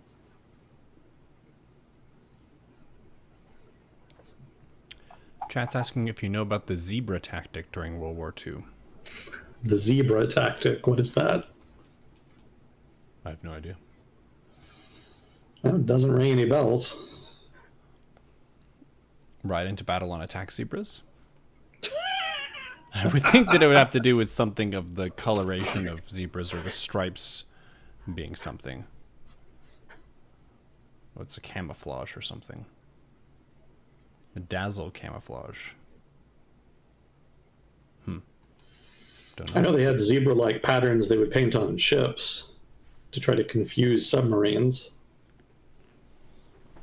But I don't know that I've ever heard that referred to as zebra tactics. So the submarine sees the ship and says, "Hey, that's a zebra in the water. We need to help them."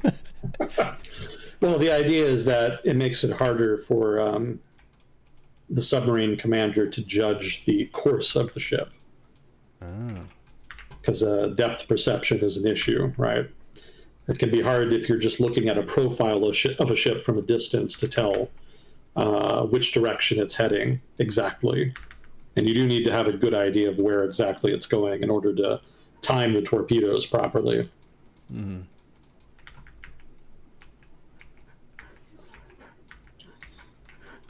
Torpedoes. Well, let's see, I did. Go ahead. Torpedoes are cool.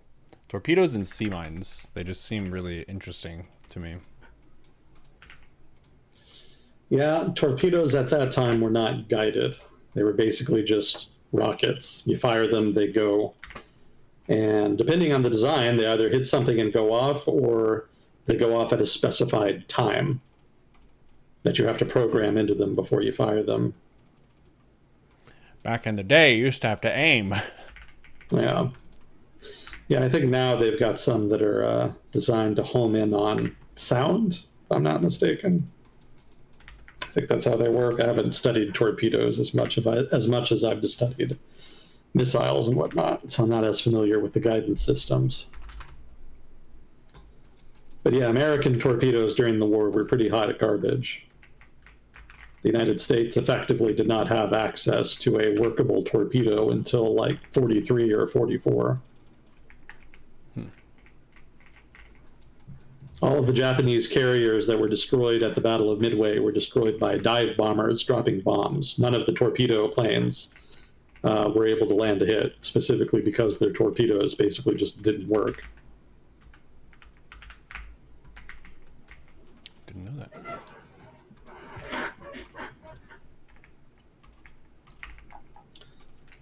Well, I did have some trivia here. The broader Soviet war effort encompassed more than just Eastern Europe. And there was also stuff going on in Central Asia and the Far East. So we could talk a little bit about that. In Central Asia, Soviet forces did participate in the invasion of Iran in, I believe, 1942. The Iranian government was nominally neutral, but it was friendly to the Axis, and that did not suit the Allies very well. So they decided to invade and ensure access to Iranian territory. So the British invaded from the south, the Soviets invaded from the north. So that actually was an active zone of fighting on at least one occasion during World War II. And as an epilogue to that, the British and the Soviets built a rail line that ran north-south that connected the southern coast of Iran to the Soviet rail network. And that became a major vector for Lend-Lease, one of the three major vectors of the war. The other two were transatlantic, which ran through the North Sea into the ports of Arkhangelsk and Murmansk, and then the other one ran across the Pacific to the Soviet Far East. The route that ran through Iran was the most reliable. It had the fewest problems in terms of Axis attacks and raids and whatnot. But the problem with the Iran approach was that it was the longest route. It basically ran south under Africa, around the Cape of Good Hope, and then north to the coast of Iran, and then north through the central part of the Soviet Union. That's a very long supply chain. Mm-hmm. North Atlantic was the shortest, but because the Germans had conquered Norway, the Luftwaffe was able to harass Allied shipping that tried to run to the Soviet Union. And there were some nasty battles fought in which quite a few merchant ships were lost because of that harassment. In the early part of the war, the Germans also had what were called pocket battleships that would operate in small flotillas that would also raid Allied merchant shipping. I think one of them went as far as the South Atlantic, but I think most of the rest stayed in the North Atlantic, specifically in and around the North Sea, and were able to do some damage before they were sufficiently disabled to knock them out of the war. The Trans-Pacific route was safer, but the issue there is that the Japanese were not going to obviously allow American shipping to go unmolested, so only Soviet ships could run that route without getting attacked by the Japanese. And even then, the Japanese only allowed it if the ships were inspected. And they also forbid the transfer of certain materials. I think specifically weapons were not allowed. The United States could only send things like raw materials, equipment, stuff like that. So it was a safe route, but there were limits on how it could be used. So the Iran route ended up being relatively important for those reasons. So another thing that Soviet forces in Central Asia did is that they propped up separatists in Western China during World War II. And this is something they had been doing since the 1930s. These were Uyghur separatists in Xinjiang. And interestingly, the Red Army, which did not have a strong presence in Xinjiang, but they did have some presence, actually allied with White Russians that were operating in the area at that time. If you don't know what White Russians were, that was the name given to anti-communist Russians that fought in the Russian Civil War against the Bolsheviks, and then after the war fled Russia, because obviously the Bolsheviks were going to kill them if they stayed. So monarchists? They weren't any one ideology, not just monarchists, also Democrats, also fascists, also pretty much anything and everything else but communists. There were a good number of people that did not want to live under communist rule. So it's kind of an umbrella term that encompasses a broad range of peoples. So a good number of White Russians fled the Soviet Union for Istanbul in Turkey. Others went to Western Europe or even America, but a good chunk of them ended up in China, where many of them fought as mercenaries. And some of those mercenaries operated in Western China for the highest bidder, and in the case of the Uyghur separatists, the highest bidder happened to be the Soviet Union. And the Soviets were quite happy to have their services, since that saved them manpower, which they obviously needed for the fight against the Germans.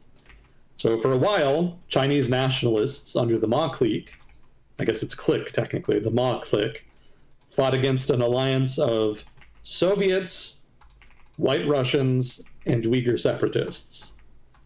A very odd coalition. And that eventually culminated in what was called the Ili Rebellion. I'm probably mispronouncing that. That started in 1944 and lasted until 1949. Eventually, the rebellion was suppressed by the Ma clique, a nationalist clique.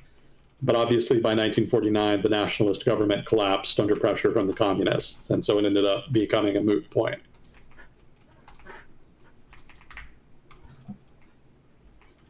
Let's see, the only other Central Asia trivia I have is the Kuznetsk Basin. I mentioned before that a lot of Soviet industry was relocated away from the Western Soviet Union to ensure it didn't fall into the hands of the Germans. It was distributed mostly in the Ural Mountains or in the region between the Ural Mountains and Moscow. Some of it went to the Russian Far East, although relatively little.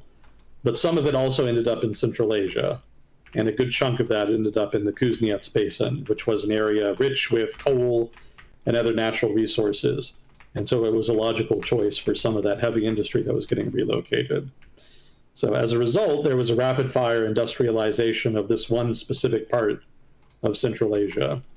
There was some industry that went to what is now places like Uzbekistan, Kyrgyzstan, Kazakhstan, but not as much as went to the Kuznetsk Basin. And the Kuznetsk Basin remains one of the preeminent industrialized parts of Russian Central Asia to this day. So that's Central Asia, Russian Far East.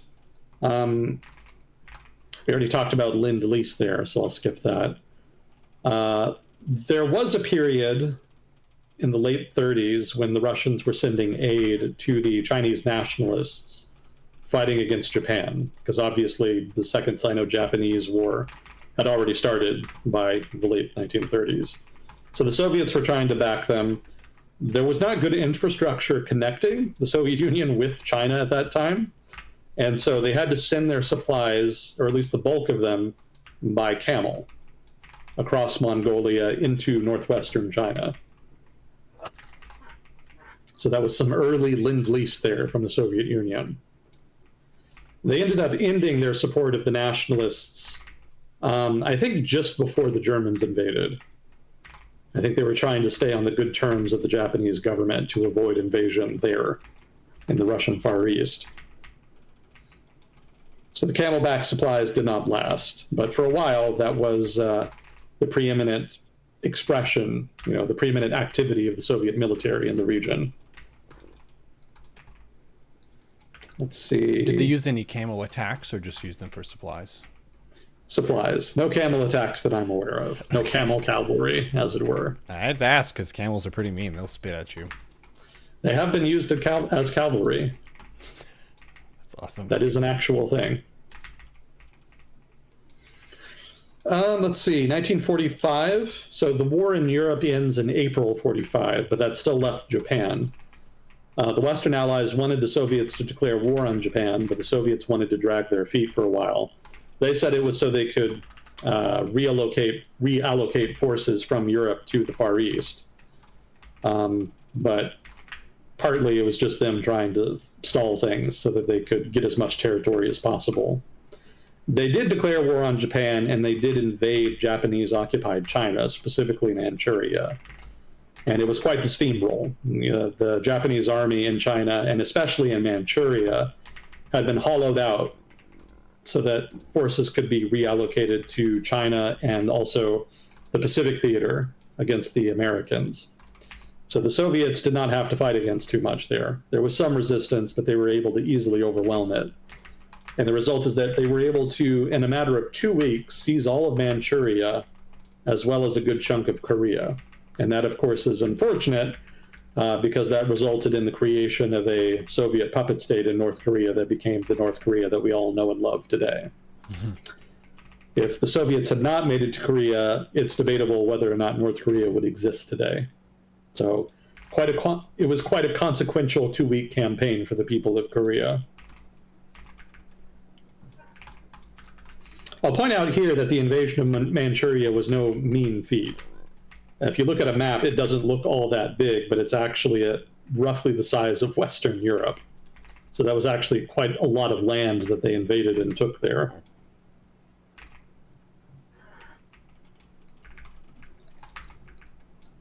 Oh, also the invasion of the Kuril Islands. So when the Soviets declared war on Japan and invaded, they not only invaded Manchuria, they also invaded the Kuril Islands, which are the islands that lie between Hokkaido and Sakhalin Island. So basically islands between Russia and Japan. And this is, I think, the second major amphibious operation of the war for the Red Army. The other one being the aforementioned Feodosia campaign in the Crimea. There were plans to invade Hokkaido, but the war ended before the Soviets could take all of the Kuril Islands. Fun fact, the Soviets annexed the Kuril Islands that they took, and they still have them to this day. And the dispute between whether they should be returned to Japan or not has resulted in the failure of Japan and Russia to sign a peace agreement officially ending World War II. So legally speaking, World War II never ended. Wow, that's why it's so hard to get World War III. There you go. Makes sense. And let's see, another note about the Russian Far East here. There was at one point an American B-29 that suffered some kind of mechanical failure and had to make an emergency landing in the Soviet Union. And the Soviet government was uncomfortable about that because, again, they were in a life or death struggle with Germany and didn't want to aggravate the Japanese. So they allowed the landing to happen, but they interned the American crew and also kept the bomber. Now, what happened is that that bomber was then reverse engineered by Soviet engineers, and the design then used to produce the Soviet bomber, the Tupolev 4. It took them a while to actually build them, but they eventually did, and they actually scared the shit out of American military observers at a parade a couple years later, because they had no idea the Soviets had 4-engine bombers. And then all of a sudden at this parade, boom, a bunch of what looked like copies of B-29 start flying overhead.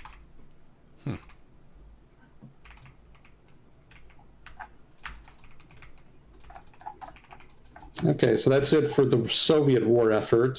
Miscellaneous trivia here, if we have time. Yeah, go ahead. Okay, repatriation policy. So the Soviets did not look kindly on their own prisoners of war or partisans. There had been an order issued early in the war that Soviet troops should not take a step back. They were not supposed to surrender. They were supposed to fight to the death. So prisoners of war were seen as having violated that order, and most of them ended up being sent to camps in Siberia. I don't know the percentage that were later released, but the initial move for the Soviet government was to have them all put in prison for some time. Even more egregious was that most of the partisans that had operated behind German lines were themselves sent to camps in Siberia. And in that case, it was because the Soviet government was paranoid about them because they'd been operating independently for so long. Let's see, another note about Lend-Lease here. I think I mentioned before that it wasn't just weapons that were sent, but also raw materials. Another item that I had not mentioned was capital equipment. So equipment that was used to produce equipment, weapons, of one kind or another. So these included an entire rolled aluminum plant, an entire tire plant, several whole-assed oil refineries, and then a couple other examples, but those were the main ones. So it's true that Soviet war production was pretty good, and it's true that Lend-Lease did not provide a critical mass of weapons that the Soviets used during the war. But less talked about is that probably a good chunk of the weapons and equipment the Soviets produced themselves may well have been produced using American equipment.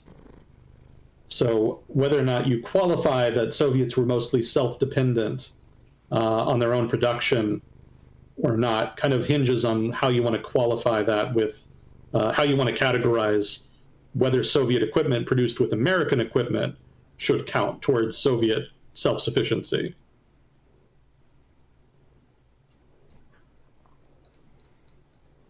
Let's see. I forgot to mention. Go ahead. Did not know that. I forgot to mention the Warsaw Uprising. So this requires us to go roughly back to 1944. The Soviets launched a big offensive. They get to the gates of Warsaw, and then they stop, which was notable because right around the same time, there was a big uprising in Warsaw, especially amongst the Jews that were being held there in some of the ghettos. And it was hoped, especially on the part of the nationalists that were rebelling, that the Soviets would come to their aid and help them kick the Germans out. Instead, the Soviets kind of sat, and the Germans were able to wipe them out. And that's led to criticism that the Soviets did that on purpose to ensure that the nationalists, leadership and rebels in Poland were annihilated so that only the communist rebels and leadership would remain. So David Glantz, an American historian, has looked into that, and his opinion is that the Soviets the Soviet decision was partly informed by that, but he argues that it was mostly informed by realities on the ground. They had just come off of a major offensive, the Germans had just counterattacked, and the units on the ground supposedly needed time to regroup. That's his opinion as I remember it. It's probably more nuanced than that. But in general, his opinion is that the idea that the Soviets went out of their way to do this just to crush the Polish nationalist resistance in Poland and Warsaw is a little oversold. He thinks it's not entirely accurate.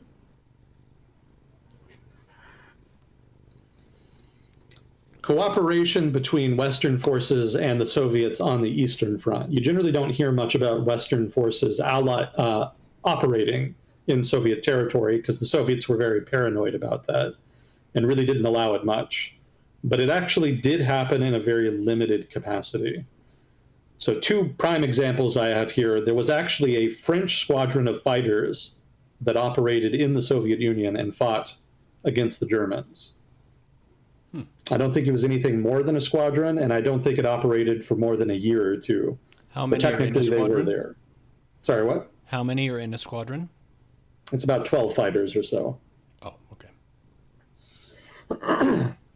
Now, there was also a limited bombing campaign operated by British and American bomber squadrons that operated out of the Soviet Union, I want to say in 1944.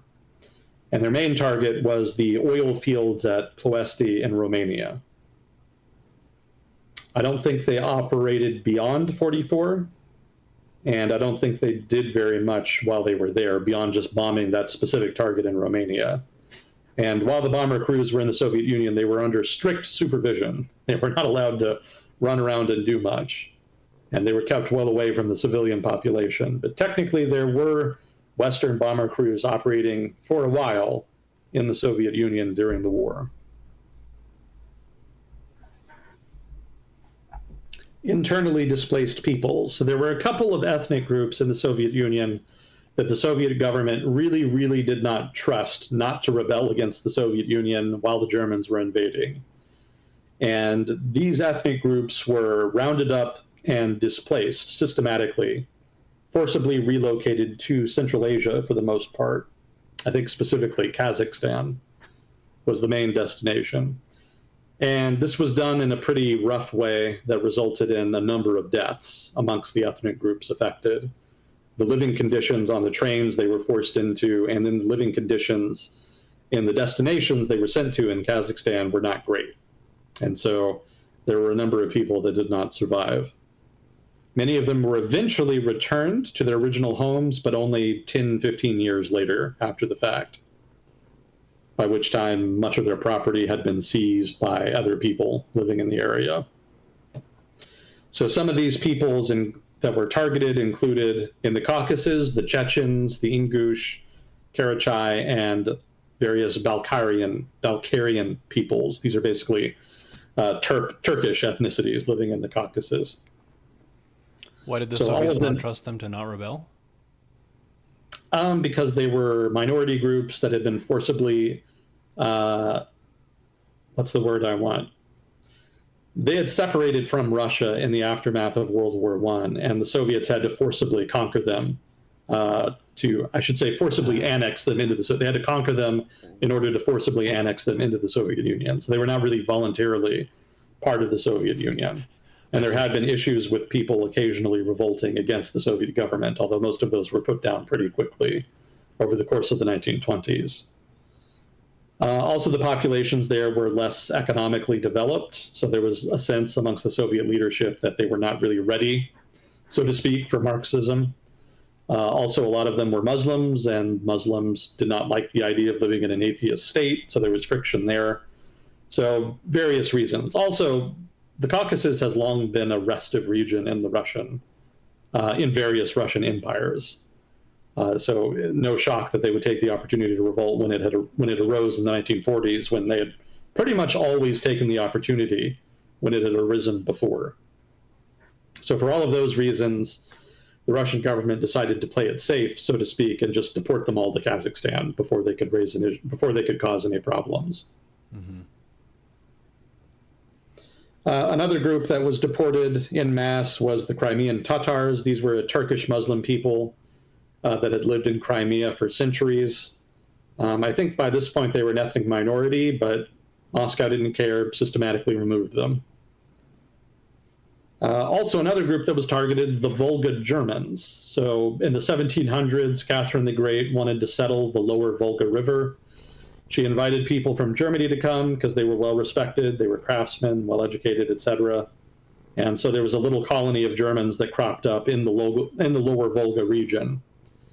And they lived there and had their own little self-sufficient German communities for about 200 years until the Germans invaded in World War II, and Moscow was not taking any chances with the population of Germans in their own territory, and very quickly evacuated/deported them all to Kazakhstan. I think there were some left by the end of the Cold War when the Soviet Union collapsed, and I think those that remained mostly chose to relocate to Germany.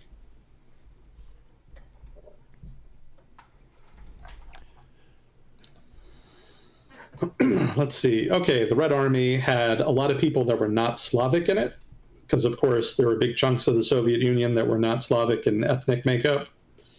So about 8 million of the 34 million mobilized into the Red Army were non-Slavic minority soldiers.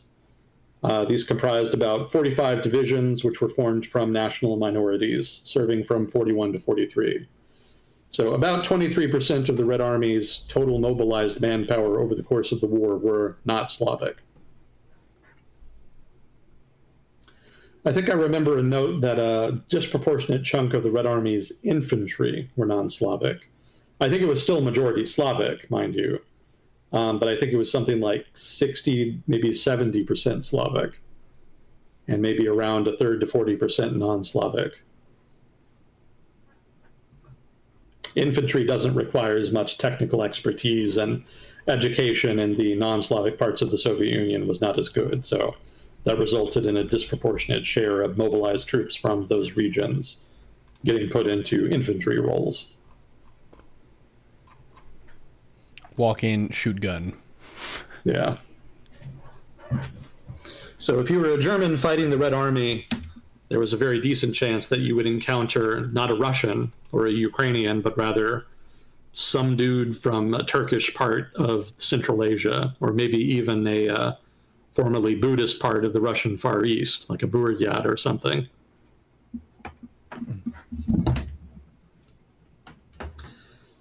So let's see. I had some trivia about Central Asia and the Caucasus lined up, but it's kind of incomplete because I never finished researching this back in the day.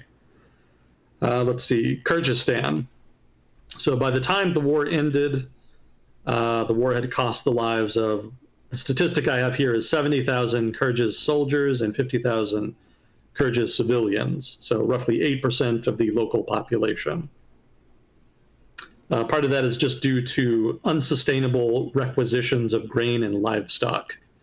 Obviously, the most productive parts of the Soviet Union agriculturally and industrially were in the parts the Germans took in the first year of the war. And so that required, in turn, the Soviet government to cannibalize some of their production in other parts of the country to make up for the loss. And so the result is that there was some starvation in Kyrgyzstan. The nomadic populations were hit the hardest because they were the most dependent on the livestock that was seized. There are still some remembrance marches in Kyrgyzstan celebrating victory in World War II, but they're not as prominent as they used to be. Uzbekistan, for its part, has much more significantly shifted away from celebrating World War II. I don't think they have an annual holiday for it anymore, like they did when they were part of the Soviet Union. The government, since independence, has preferred to chart a more independent identity, separate from that of Russia. Let's see, in the Caucasus, there were hundreds of thousands of people who were mobilized and fought for the Red Army during the war. Azerbaijan was a major oil producer, so that was probably their main contribution to the war effort. Kind of a fun fact that has more to do with the aftermath of World War II. The Soviets invaded Iran, as I mentioned earlier. While they were there, they actually significantly pushed traditional Azeri culture. That is to say, they kind of patronized it, tried to get it back into the limelight, the mainstream of local culture, which had been kind of shifting more towards Persian high culture. And part of the reason they did that is because they wanted to break off northwestern Iran into a separate Azeri republic. For those who don't know, ethnic Azeris make up a good chunk of the population in northwestern Iran.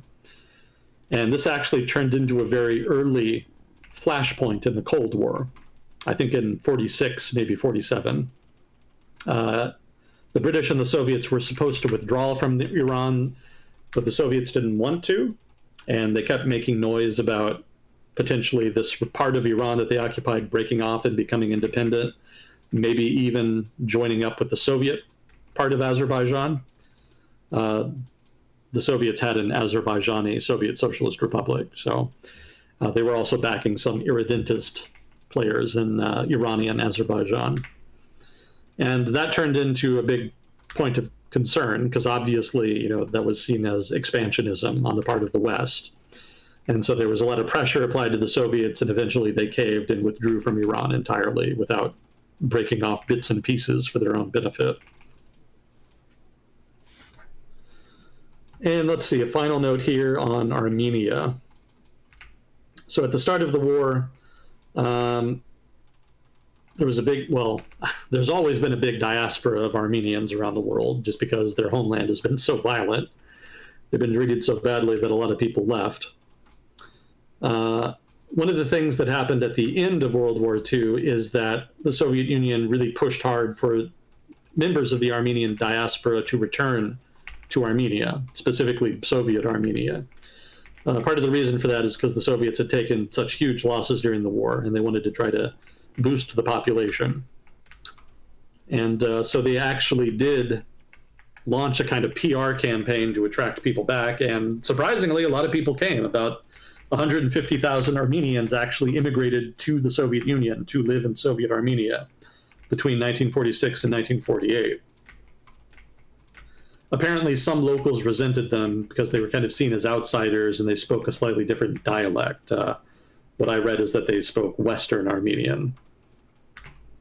Also, as you might imagine, the Soviet government was very paranoid about outsiders coming in, and a good chunk of those people ended up getting sent to jail or to gulags of one kind or another. Up until Stalin died, anyway. When Khrushchev came to power, he released them.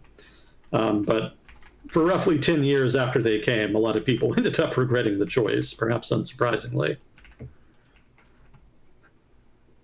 Let's see, there was also some pressure both by Armenians in the Soviet Union and in the diaspora for the Soviet government to push Turkey to return some of the Armenian lands that Turkey had taken from Russia after World War I. As a result of Russia being basically defeated in World War I, Turkey was actually able to take and annex some Russian territory, I think specifically Kars province, that had a lot of Armenians.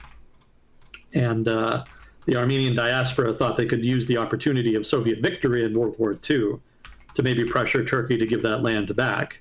The ultimate result being that Armenians could repopulate the territory that they had been systematically annihilated in. It didn't end up happening, but the Soviets did announce that it would annul the Soviet-Turkish Treaty of Friendship that had been signed in 1925. And that was part of a broader pressure campaign after World War II targeting Turkey. That was designed, among other things, besides getting Armenian land back, it was also designed to get better access to the Bosphorus Strait and also get preferential treatment for Soviet diplomatic initiatives. That ultimately drove Turkey to join NATO in the early 1950s. So not an especially successful campaign in the grand scheme of things, but part of the impetus for that campaign was actually getting Armenian land back, technically. So a little Armenia trivia for you there. Quick pronunciation, diaspora. Diaspora, thank you.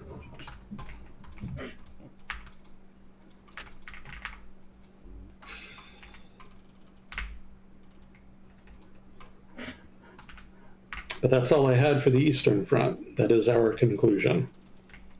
Bravo. Were there any things, since you kind of researched it leading up to this, that surprised you or were unexpected based on your preconceived notions? The stuff on Central Asia, because I didn't really know much about that when I started researching this for the podcast episode / series that I never ended up making. Yeah, the non-Russian participation in the Red Army was one of the things I wanted to look into. So pretty much everything I read about that was surprising. You really don't hear about non-Slavic contributions to the war effort too much, at least outside of the former Soviet Union. Yeah. It makes sense, though, given the Soviet Union is much more expansive than just Russia and Ukraine, but I think for outsiders, we still kind of see it just like a big Russia. But Central Asia is very diverse. The Balkans are very diverse. So a lot of the countries that were roped into the conflict weren't actually Russian. But that's kind of what the short version of the story would lead you to believe. Yep. Armenians have had it hard. Why do people dislike them so much? They're Christians in a part of the world that is not predominantly Christian. Also, the Turks just kind of hated them because they didn't trust them. They'd revolted against the Ottoman Empire in the late 19th century. And so that created deep suspicions amongst Turkish nationalists that resulted in their ultimate annihilation.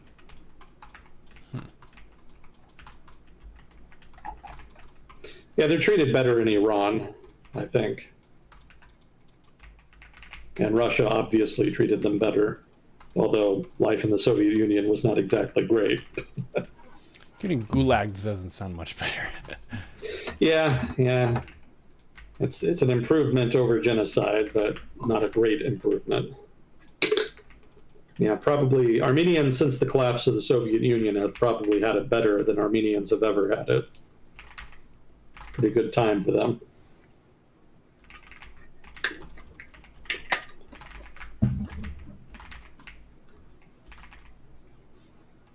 Well, how are we doing on time?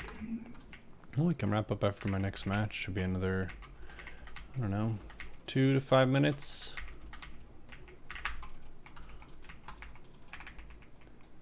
Fair enough. Got any cures for vertigo, Neuro?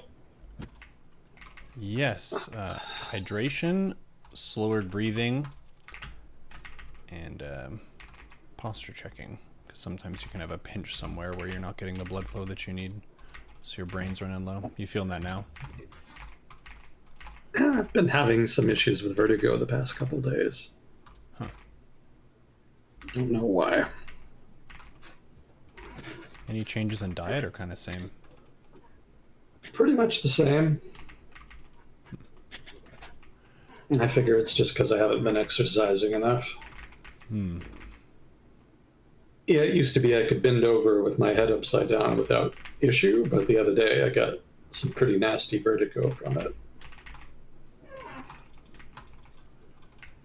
Well, I'm not a doctor, so don't take my advice as official medical advice. Oh, no problem. It'll probably go away on its own, and if it can't, well, can't really afford to do anything about it anyway. YouTube So we'll see. an album about it. I don't know if that would help.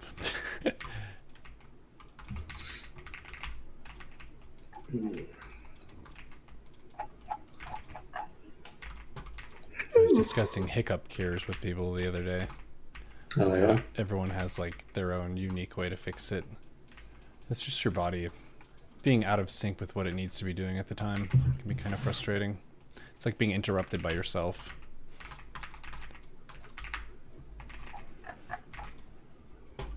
Shut up, body. I'm trying to exist normally. I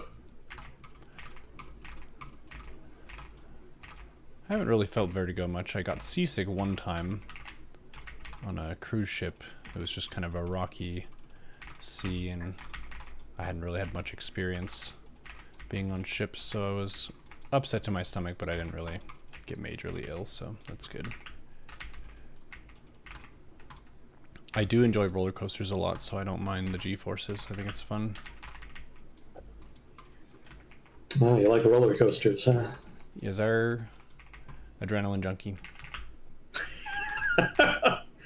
You would have gotten along with my grandfather. He was the same way. He's 70 years old and jumped out of an airplane. Nice. I just went skydiving in Hawaii pretty recently. Oh, what did you think? It's really cool. It wasn't as scary as I thought it was going to be. Like, it's obviously scary. Scarier than not skydiving, but the safety features were pretty good, so I wasn't really that concerned that something would go wrong. I had 2 parachutes, one on the person who was tandem with me and then one of my own, so felt like I had a little bit of backup and insurance and so on. And to lighten the mood, the guy who was tandem jumping with me, he's New Zealander, he said, "Any last words?" So that really made me feel better about everything.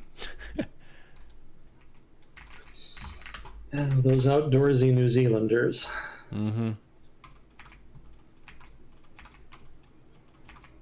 Yeah, I would recommend it. It's not really something that requires a great deal of physical exertion, but it's definitely exciting. Goes against your body's natural instincts to want to be a ground animal. Sky animal. You feel amazing after you complete it. Like, you could run and jump and do anything, so definitely a exciting thing to do.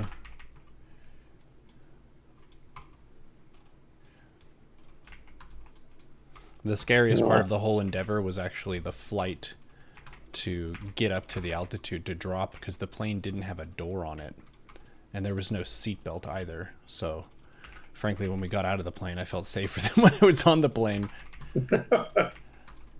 No seatbelt, You're not tandem to the other person yet. The plane door is open. It's just generally a pretty dastardly situation. I went with my dad and my brother. So Yeah. a fun thing. It was for Dad's 60th birthday because, you know, you got to take some risks. Yeah, that'll keep you spry. Sure will. Nice timing. Got out of our last game.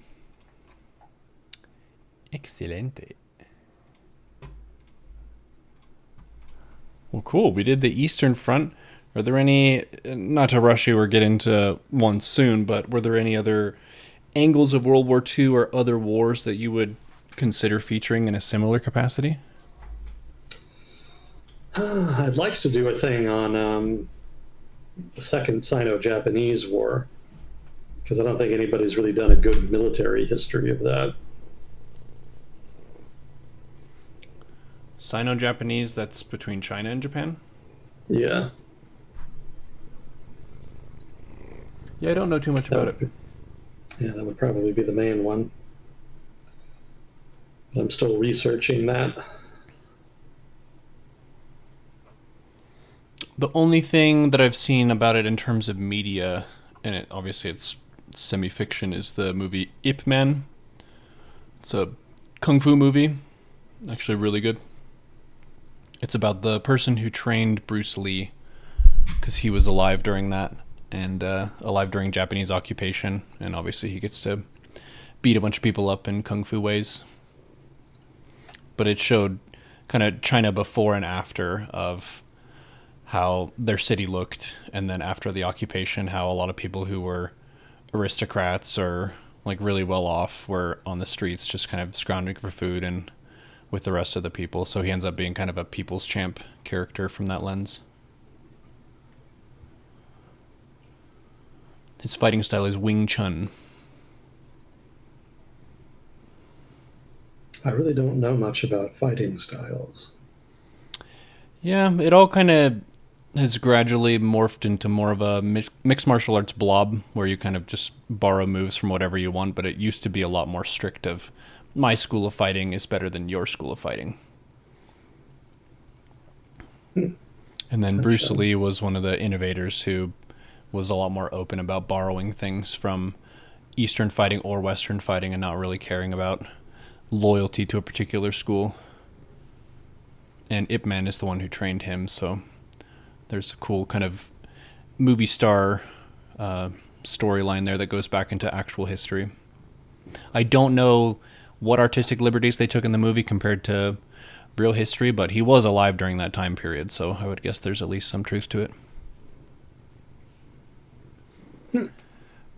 I'd be interested to hear about it too, just because China is a massive country with a huge population, and for Japan to conquer it or challenge it is pretty crazy. Well, we'll talk about it someday, hopefully. Assuming my brain doesn't explode. That's okay. Well, I'll give you your weekly challenge of a 15-minute walk once again. Back from the shadows. I think it's been like 3 years since we've done this. So I'll expect your report by next Sunday. All right. Well, cool. Well, thank you, chat, for participating. Thank you, Fuzzy Cord, for handling all questions, and Agent Smith for your expertise. And we will see you all in the next episode of World Discussion with Agent Smith. Thanks again. Always a privilege. Talk to you next time. GG.